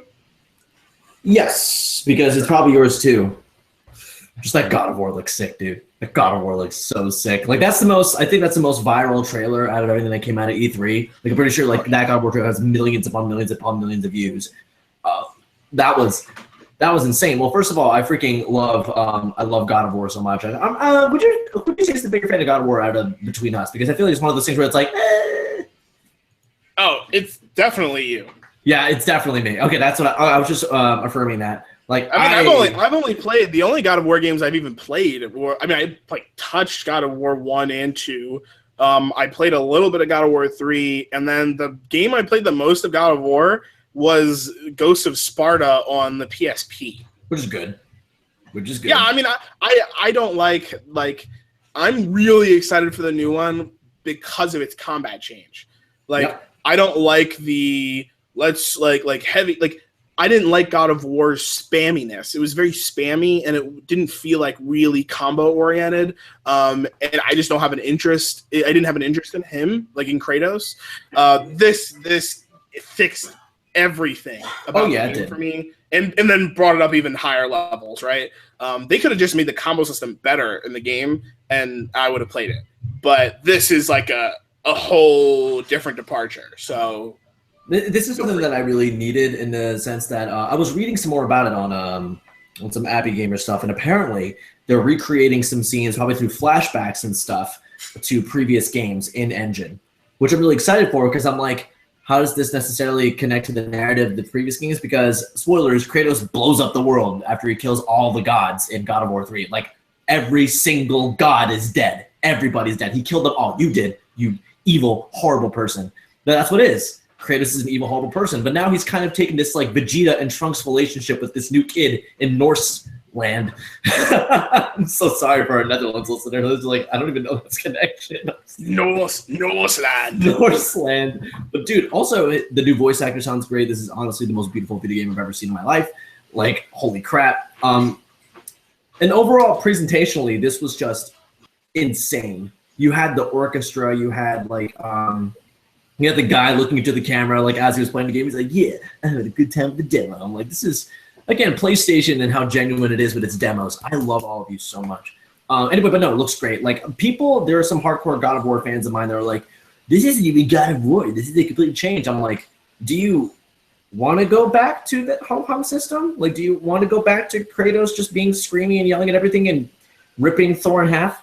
I guess that would be cool, but this is what we needed. I don't want more. I want new and innovative. You know what I mean? I want to take the stuff that I love, but make them bigger and better, not just more of it. Does that make any sense? Yeah, I mean, I completely agree with you.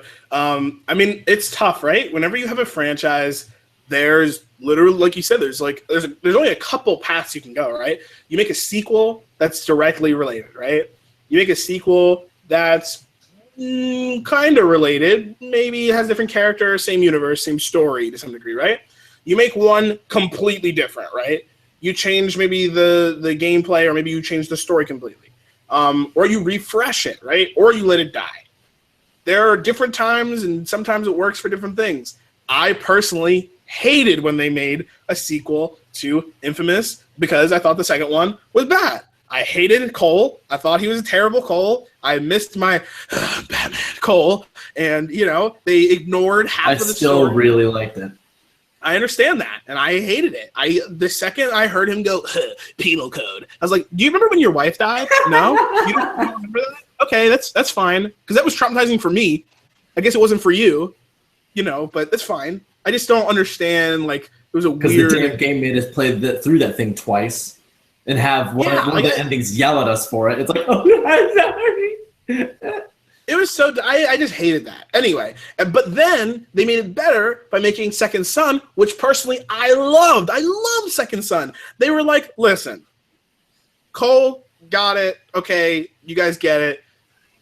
Go with someone else. And I was like, yes, I'm totally okay with that. People were so upset. I was like, dude, I could care less about Cole now, okay? Cole is dead to me. He was a jokester and like was all of a sudden making all these jokes and talking to these girls and stuff. I was like, the wife thing just drives me insane. Anyway, maybe I have a personal problem or something, but it really bugged me. But when we're talking about God of War has had 4 major installments, 2 to 3 smaller installments. Get over it.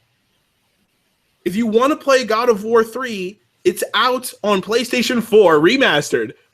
If you want to play the other God of Wars, go ahead and buy a PlayStation 3. They have like mythology packs and stuff.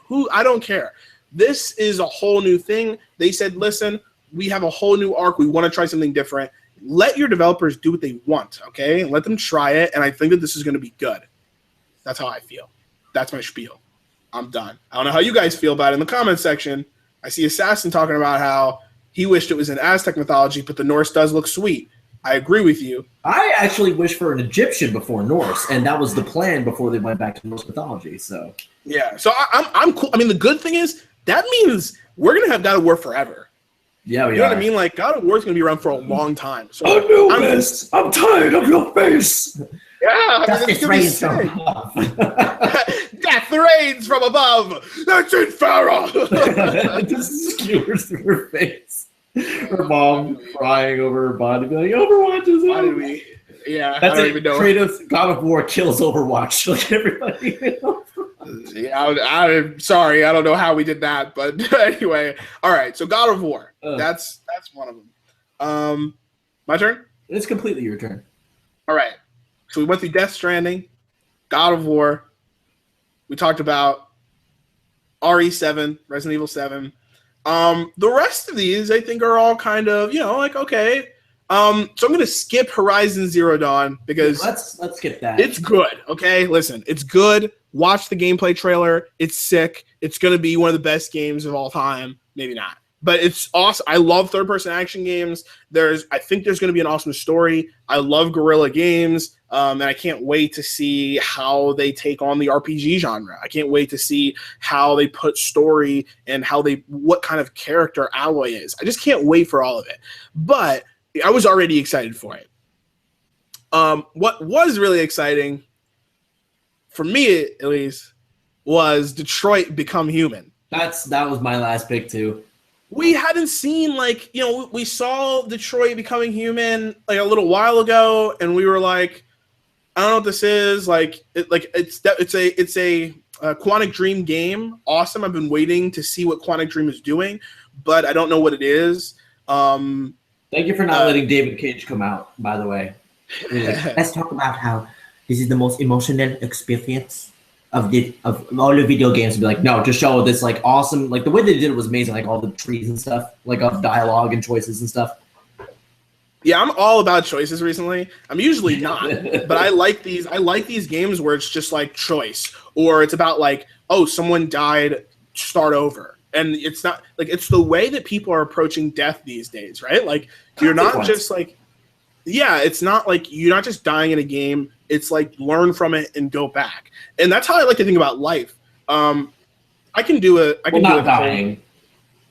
Well, people recently, get ready for a video. I'm writing this down now, but get ready for a video. You guys have known I've been doing a lot of commentary recently, talking about things in life in general. I plan on doing a video. Some people asked me to talk about the shootings recently, and I plan on doing it. I plan on talking about, I plan on giving some commentary on how I feel about the shootings in our state, the USA at least, the United States. And it's games like these that I think really change the narrative, right? Is we have to start thinking about things, right? And start thinking about not just shooting. A great game that I'm sure a lot of you guys probably haven't played was Spec Ops: The Line, which is all about, it's all about like you being the Joe average white American soldier listening to orders and killing tons of people, and then by the end you realize that you have been killing civilians and all. It's just crazy. I mean, it's one of those games that makes you think all of a sudden.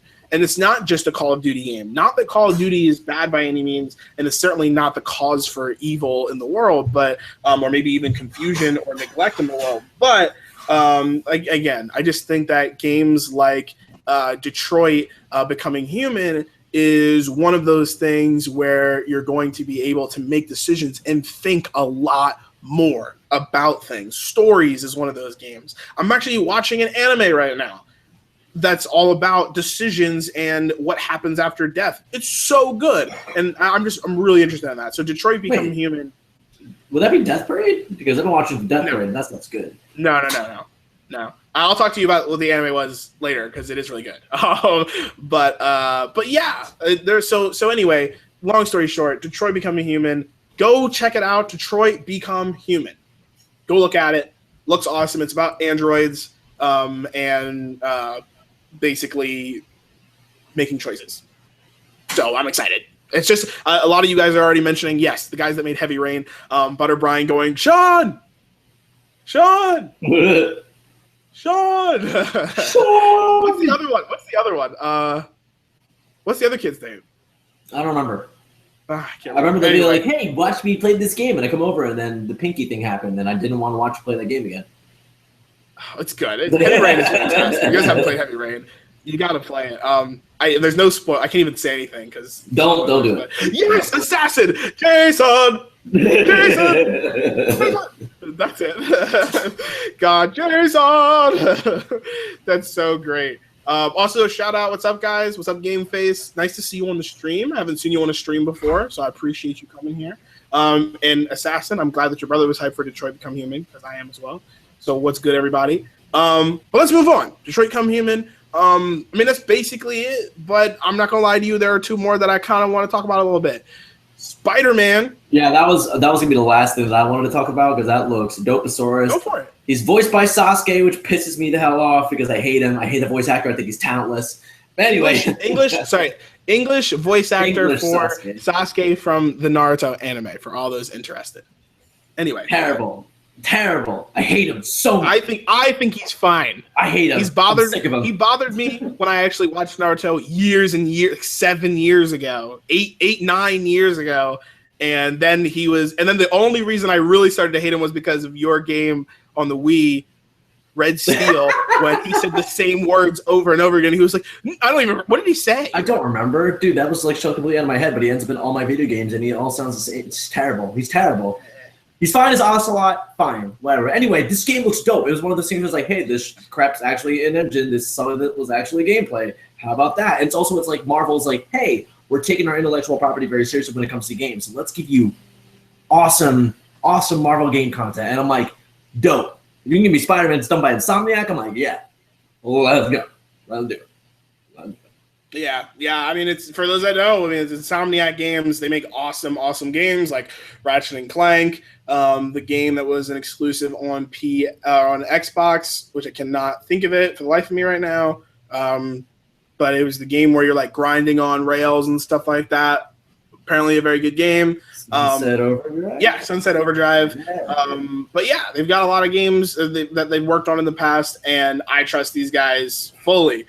With Spider-Man. So I'm excited for that one. And then the last one was Days Gone. Not going to talk about that a ton because we did a long commentary on that for our GearCast Reacts video for PlayStation. Definitely check that out. We go in depth for every single game. Definitely check that out. But Days Gone, I think we can just wrap it up by saying the two of us are very interested in it. The gameplay itself was one of those things that was like, what's going on here? Like, this looks like a weird Last of Us kind of thing.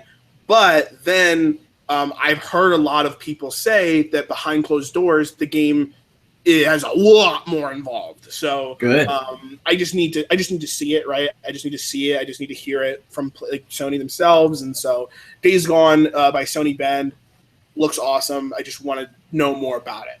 But that's it. That's everything. We just went through all the press conferences: EA, Ubisoft, Xbox, Sony, or PlayStation, Bethesda. The only one that we're missing, and I'm sure a lot of you guys may be like, yo, what the heck, man? You didn't go over Nintendo. And that's because neither of us really care about Nintendo because we don't have any of their systems, and we were turned off of Nintendo basically after the Wii. But we can, I know I can say at least, I did watch a couple clips of Breath of the Wind, I believe it's called. Legend of Zelda Breath of the Wind. Breath of the Wild. Thank you. Breath of the Wild. And I mean, I think it looks amazing. I grew up on Majora's Mask and Ocarina of Time, and The Legend of Zelda has a really intense like place in like I love Darksiders 2. I love Castlevania because they had similar feelings to The Legend of Zelda, even it was a tiny bit. Darksiders 2 almost completely, or Darksiders 1 as well. But I love Legend of Zelda, and this was enough to get me to be like, you know what? I'm not going to ignore you anymore, Nintendo. And then Pokemon Go came out, so now I really can't ignore you. But but I need you. I cannot, please, like, I don't even have any ask. I am ready to see your new console. That's what it made me do. Legend of Zelda Breath of the Wild is only on the NX, and I can't wait for that. So, like, they're going to announce it. I'm hoping it's one of the best things ever, and I want to buy it. I want you to take my money. So hopefully it works out. That's the only thing that I can say, is that I hope it works out. Otherwise, that's really it for. I don't know if Nintendo talked about anything else. You guys can definitely let me know in the chat or in the comment section below. But otherwise, I didn't know anything else about it. So, otherwise, are there any other games that you thought were interesting that weren't in any conferences but were from E3? So, like, you know, there were they showed demos and stuff on the floor. Was there anything that you thought was really cool that you may want to talk to about people on, in the chat or in the comment section so they can talk about it? I mean, Gang Beasts has a new mode but not a release date. Like, what are you doing? Stop. Attack on Titan Levi is insane, and now there's going to be multiplayer, which is yeah. Attack on Titan was definitely really cool to see. They showed a lot more gameplay. I know you were definitely a little skeptical at first, and I told you this was going to be. Oh yeah, that's all out the window now. Good. I mean, there's a lot. I mean, I think that the anime game genre is really different now, right? I think people are like, okay, we could just do these beat 'em ups over and over again, but I think we're missing a big portion of the population.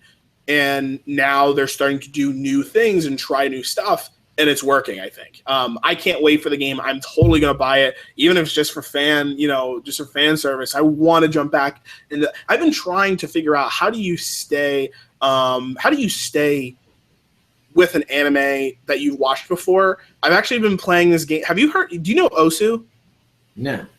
Osu, the reason I remembered Osu is shout out to Drugenfruit. He had it on his channel, but Osu is a game that is basically it's an anime music rhythm game where it's completely free. Like, it's on PC, and it's easy to, you could play it on your Surface. It's actually, oh my God, if you have a Surface, it's amazing. Like, if you have anything touch oriented, it's a great game. But it's basically like, imagine DDR or any other rhythm game where you're able to do, basically you play a song and there are beat maps so you can follow these like dots and stuff, and it's a lot of fun. Anyway, I can show you guys a demo if you want. I'm not very good at it, but it's a lot of fun, and it's completely free, like I said, and you can just find anime songs or J-pop songs, sometimes even K-pop songs, and just go ahead and play these games. And it was a way for me to get back into the shows that I liked a long time ago. Just listen to the intros again and play this little game about them. But now these anime games are coming out that are really full-fledged, intense games like Attack on Titan, and of course your new game that you're happy about, Berserk. So a lot of games like that. The news just keeps getting better and better and better, and the anime is still freaking awesome. Yeah, it's good. It's good to have. But other than that, no, it's just standard affair of like this game still exists. I can't wait for it to finally come out. Like No Man's Sky is finally gone gold, and I'm like, XCOM 2 is coming to consoles, so I'm like, Yeah. Which, by the way, is like, wait, what? I thought you guys, they were like, we couldn't possibly do this on consoles. The game is so intense, so much stuff. It's impossible. Just kidding. Here you go. Just kidding. We want money. Yeah, we can't ignore those 43 million PlayStations in the homes around the world. Right. Wanted to mention, seeing you guys on the chat right now. Glad you guys are interested in Battlefield 1. For sure. You'll definitely see when it comes out for beta. I'll definitely be jumping into it. I want to show you guys some awesome footage. Myself, Ballistic Phoenix, and Vampire Peaches all love Battlefield, so we're all going to probably jump into it. Also, Chris the Glitcher, otherwise known as Chris Redfield. What is up, dude? Yes, it is GearCast Live. We talked about the Zelda game already. I know you just mentioned it's said to be the biggest open world game ever. Though, Chris, remember, not you, Chris, but Chris the Glitcher, remember that they actually specifically mentioned it's not an open world game. They were like, we are not calling this an open world game. So just putting that out there. But I did mention the same thing. I love Legend of Zelda. I'm really excited for it, and I'm really excited to get my hands on the NX. So we'll see how that goes. And Butter Brian's freaking out about No Man's Sky. So Butter Brian goes, Chris, and No Man's Sky has 18 quintillion million gazillion planets. But yeah, like actually, there's a thing with about a gigantic universe for you to explore. Yeah. But I mean, that's basically. I mean, I feel the same way. There weren't any other games that really were announced or shown. Besides, I did want to mention. We talked about this last E3, but they've been showing a lot of gameplay for it. It's Nier, the new Nier game, Automata, by Platinum Games, and they showed a boss battle this time. Woo! Too much for me, guys. This game is honestly better than Final Fantasy 15 big boss. This literally is the game. Like, this is going to be the game for me this year. I think it comes out this year. I'm not sure. But that's going to be my game. I love Nier. Actually, it probably comes out next year. But I love Nier. I love Square Enix. Just great storytelling when it is good. And the action of Platinum Games. God, it just looks so good. So if you guys don't know what Nier is, check it out. But Nier Automata, the boss battle just recently dropped. God, it just looks so good. They also showed a huge chunk of Mafia 3 Mafia 3 gameplay, which was dope. That's my most anticipated good game. Like, oh my god, I'm so ready. Yeah, I thought about, for those that didn't hear me before, there's a big sale on PlayStation, and Grand Theft Auto 5 again is on sale, and I was like, no way. With Mafia 3 coming out soon, I got to save my money for that one. Mafia 3, so good. I mean, it just looks so good. Just the gameplay and the story, and anyway, that was there. And then the last thing I want to mention is a new game that was announced by... I want to say it was by the guys that make Borderlands 2K games. I'm not 100% sure though. But Agents of May. No. It was by Volatile Studios. Sorry, Volition? Or not Volatile. Volition. Yeah. Volition. And it's Agents of Mayhem. And Agents of Mayhem is this mix of basically Borderlands, Grand Theft Auto, and Saints Row, like, mixed together. And when I say Grand Theft Auto, it's because you're able to shift between players. But it looks like a really fun, like, shoot 'em up, like Borderlands, but it's made by the guys that have Saints Row, or that made Saints Row, and so it's very similar to that. But it just came out recently. They just started talking about it, and it looks really cool to me. It looks like a lot of fun. Like, and again, I haven't had just like fun in a game in a long time. I just feel like there's a lot of stress that comes with a lot of like, I don't know. Like if you play games like, Overwatch or Blacklight, you always have to win. You know what I mean? It's always about winning, and it is. I mean, when you win, you feel great. But there's an inherent part of when you win, you're taking away from people because they're losing, right? And so there's a lot of stress involved. I mean, it's true, right? I mean, and sometimes it just sucks to like, lose so many times, or even when you win, you're making someone else lose. And I don't know, sometimes it's just tough. And I've been playing a lot of deep games. Stories is fairly deep. Fury can be really infuriating. But seriously, I mean, the game can get, like you're constantly going deeper and deeper and darker and learning more about this guy, and it's intense. And just to be able to play a game like Agents of Mayhem where I'm just running around shooting stuff, like, and it's not competitive, it's just co-op. I can't wait to jump into a game like that. So I don't know if I'll buy it, but we'll see what's going on with that. Last thing before we close, sorry guys for people who just jumped in. I know a couple of you guys are saying, let's see, Chain, what is the newest Project Hardsuit Labs is coming out with? Chris the Glitcher, great question. Hardsuit Labs just recently came out with BioShock. They are the guys that helped make BioShock the collection happen. Mainly doing tons of work on BioShock Infinite. So if you're talking about that, that's coming out. If you're talking about the brand new game that no one knows about, well, we don't know yet. I can't wait to learn. We'll see. They said they might talk about it later this year. I constantly watch The Arena with Frag Nation, which hopefully we will get Frag Nation on a GearCast soon.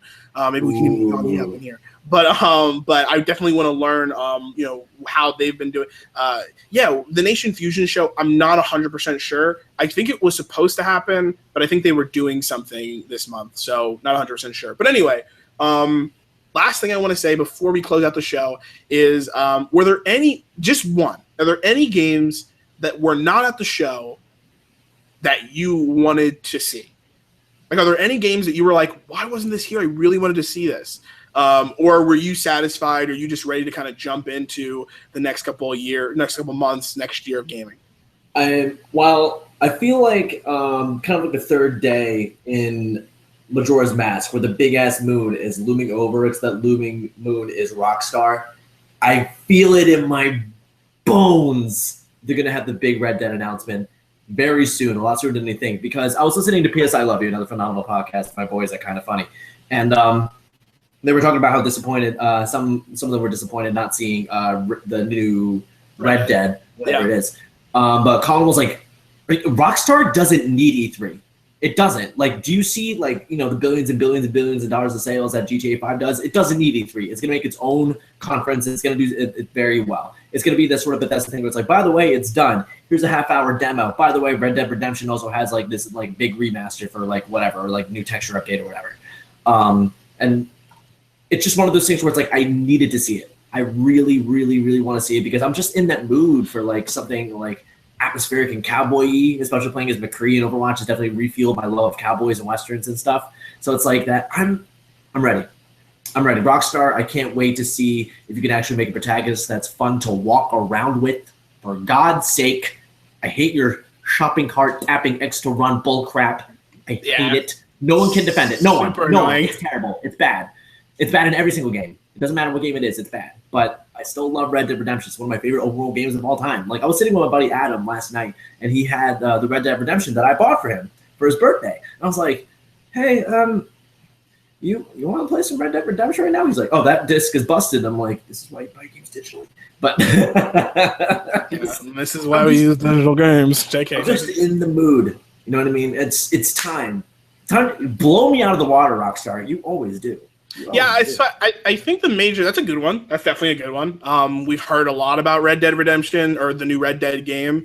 I think the reason we're not seeing it is because people have a tendency to forget that Rockstar is not their own company. Rockstar is a developer for 2K right? Yeah.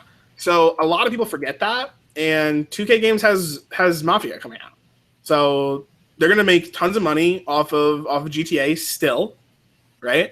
I think it's gonna be a spring game, dude. Like a minimum. You think it's gonna be a spring game? Spring 2017. I'm banking. I can see that. I mean, I can see that. Mafia, honestly. Why would they get in the way of Mafia? You know what I mean? Yeah, like Mafia, I don't think is going to sell as well as those other franchises, just because it's not as popular. But I think they are doing really great marketing with it right now, and so I think it might sell well. But I think they didn't want to mess up that jive. Why do it? People already know it's coming, right? Mm-hmm. So they'll buy Mafia 3, they'll think about Mafia 3, and then right after, probably a couple months after, they'll be like, oh, by the way, Red Dead Redemption or Red Dead whatever. And they mentioned that there are some connections to Red Dead and Mafia. There is a part of the map that's the same because it's supposed to possibly take place in a similar place. So it's in Louisiana, am I right?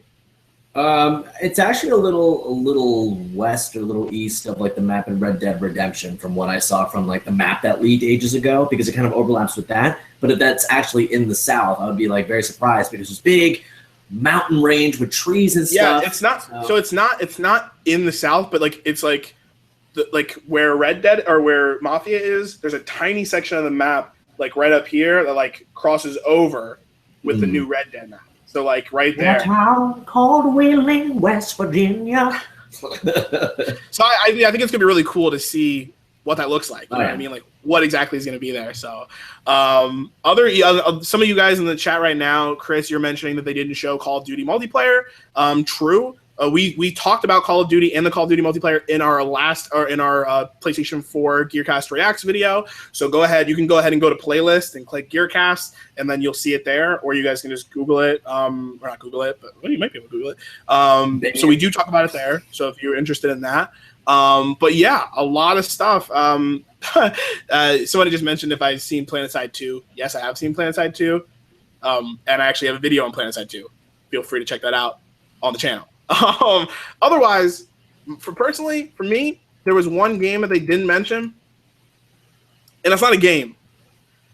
It's a publisher. It's not a publisher. It's a developer. You know what it is? You know what I'm thinking about? No. I mentioned this last year. I mentioned this the year before that. I've been waiting. See, guys, PlayStation's been doing really well. Their console's selling really well. Their games are selling really well. They've got people like Naughty Dog making amazing games. Last of Us Remastered on PS4, and then Uncharted 4. Who knows what they're going to work on next? Probably Last of Us 2, but we don't know, right?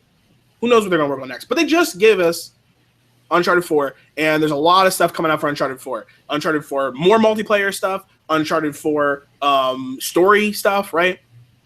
Sony Bend. You guys probably didn't even know Sony Bend existed. They were making PSP games, and I think they might have made a PS Vita game at some point. They just came out with Days Gone. Zombie shooter. Awesome. Cool. Insomniac, which is not a first party anymore. They're working on Spider-Man. You've got Guerrilla Games working on Horizon Zero Dawn. There's somebody missing. I mentioned this so many times. Sucker Punch. Oh, for God's sake. Right. Oh, crap. Sucker Punch made this awesome game that we just talked about, Infamous. They made Infamous 1. They made Infamous 2. It's going to be about that paper girl, that origami killer person. Not origami killer. They made Infamous Second Son, which, had some like random DLC that they just never went into, which I will always be salty about. What's next? Sucker Punch has not made a game in years. What is going on? Everybody else, every other besides like Sony Santa Monica, always popping out games, but Sucker Punch, they have not made a game yet. The greatest thing is a lot of people thought that Sucker Punch was going to make Spider-Man. Thank God they're not, because that means they're working on something else. Yep. We still don't know. Dude, this hype is so real, and the hype is only real for like true, and I'm not saying anything against you guys. But I'm talking about for me, if you're like a true intense PlayStation as a publisher fan, like myself, you like Sucker Punch. Like they haven't made a bad game ever. No, they made all the Sly Cooper games. The only bad Sly Cooper game wasn't made by them, and it wasn't even bad. It was just like it was a Move crossover thing, right? I'm not talking about that. I don't even think why did you even say that word, Move? No, I'm talking about the new one that came out, the most recent one. It wasn't bad. It was just still Sly Cooper. And it wasn't made by them either. I think it was made by like Bend or somebody. Or no, it wasn't. It was made by I don't remember who it was. But anyway, in the studio, but that's the sort of person they should give Jack and Daxter to, so you can shut up about Jack and Daxter and leave Naughty Dog alone. Christ, get over it. All right. Sorry. All right. My stop for the day. I just can't wait for whatever Sucker Punch is gonna make. Chris the Glitcher says Sucker Punch is a move in Pokemon. Lol, it is. But Sucker Punch is also one of the greatest developers of all time. They are. They've made So they made Sly Cooper. And then they made Infamous. Infamous is so good. If you guys still haven't played Infamous Second Son, what are you doing? It's probably, to Butter Brian's comment, it's probably $5 physical. Go buy it. Go play it. And then tweet at the developers and just be like, where's my next game at? You guys are fantastic. I'm going to do it right now. I'm going to tweet at Sucker Punch. That's really all I have to say. Assassin says Infamous, the FPS, lol. Also, I just read this. I don't know who said it. Oh, Assassin mentioned Media Molecule. Media Molecule is working on what's that game? Dreams. Who I feel like me on a small island of people are the ones that believe in that game. And we just don't know. I think it's going to be a VR title. Yeah, sure. So I think I think you'll be able to play without it, but I think it'll be a big. I think it'll just be a big. You know all about it. Yeah. So I think it's gonna be. It makes so much sense. You have a move controller, you start painting things, moving things around in virtual space. It makes total sense. So I think that's what it is. I think that's why we haven't heard anything about it. Because I think at PlayStation Experience or whatever, or another PlayStation event, they're gonna. Close to the launch of the PlayStation, they're gonna talk about all the launch titles. The PlayStation VR, they're gonna talk about all the launch titles. So, Assassin and Chris, you guys are talking about Infamous, first-person Infamous. Yes, do it now. Shut up and take my money. And Assassin says Infamous multiplayer or MMO where you fight with powers. I wanted an Infamous with not MMO, but 3 to 4 person co-op. That's what I'm down for. I really want that. Where that's what I'm really down for. Yeah, they know how to make games with powers. All they have to do now is figure out the multiplayer element. Maybe even just make like a multiplayer. Maybe even just make another standalone and try out a multiplayer thing and see if it works. They played around with the idea in Infamous 2, what with mixing powers with ice and fire, like with your companions and stuff. But that was a very here, we're gonna hold this dude down or launch him towards you, and then you use it. Right, but could you imagine if there was press R1 and then press square to set up an attack, right? Yeah, and you and I would get really try-hardy with it. Yeah, we would. Yeah, I just feel like that would be awesome. But that's basically it. So I don't really have much else to say. We went through a lot today, guys. We talked about a lot of stuff. The stream I felt like was fairly successful. I hope you guys enjoyed it. I believe it was about an hour, or was it 2 hours? It might have been 2. Oh yeah, that was long.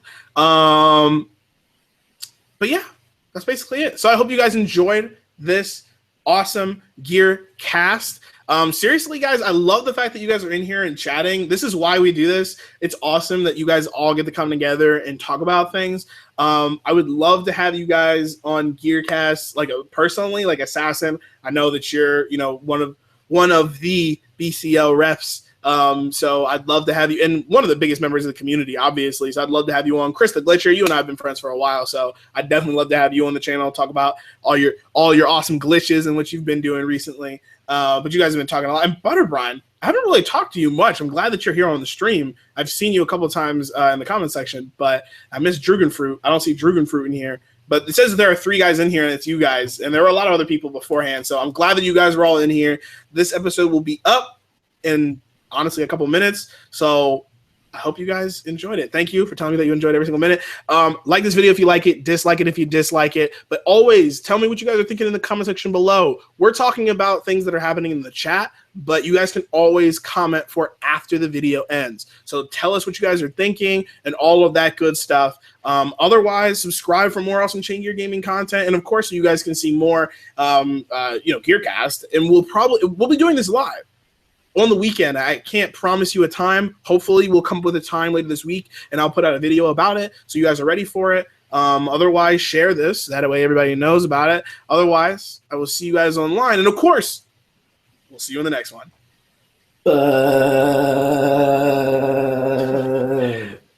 Thanks a lot, guys.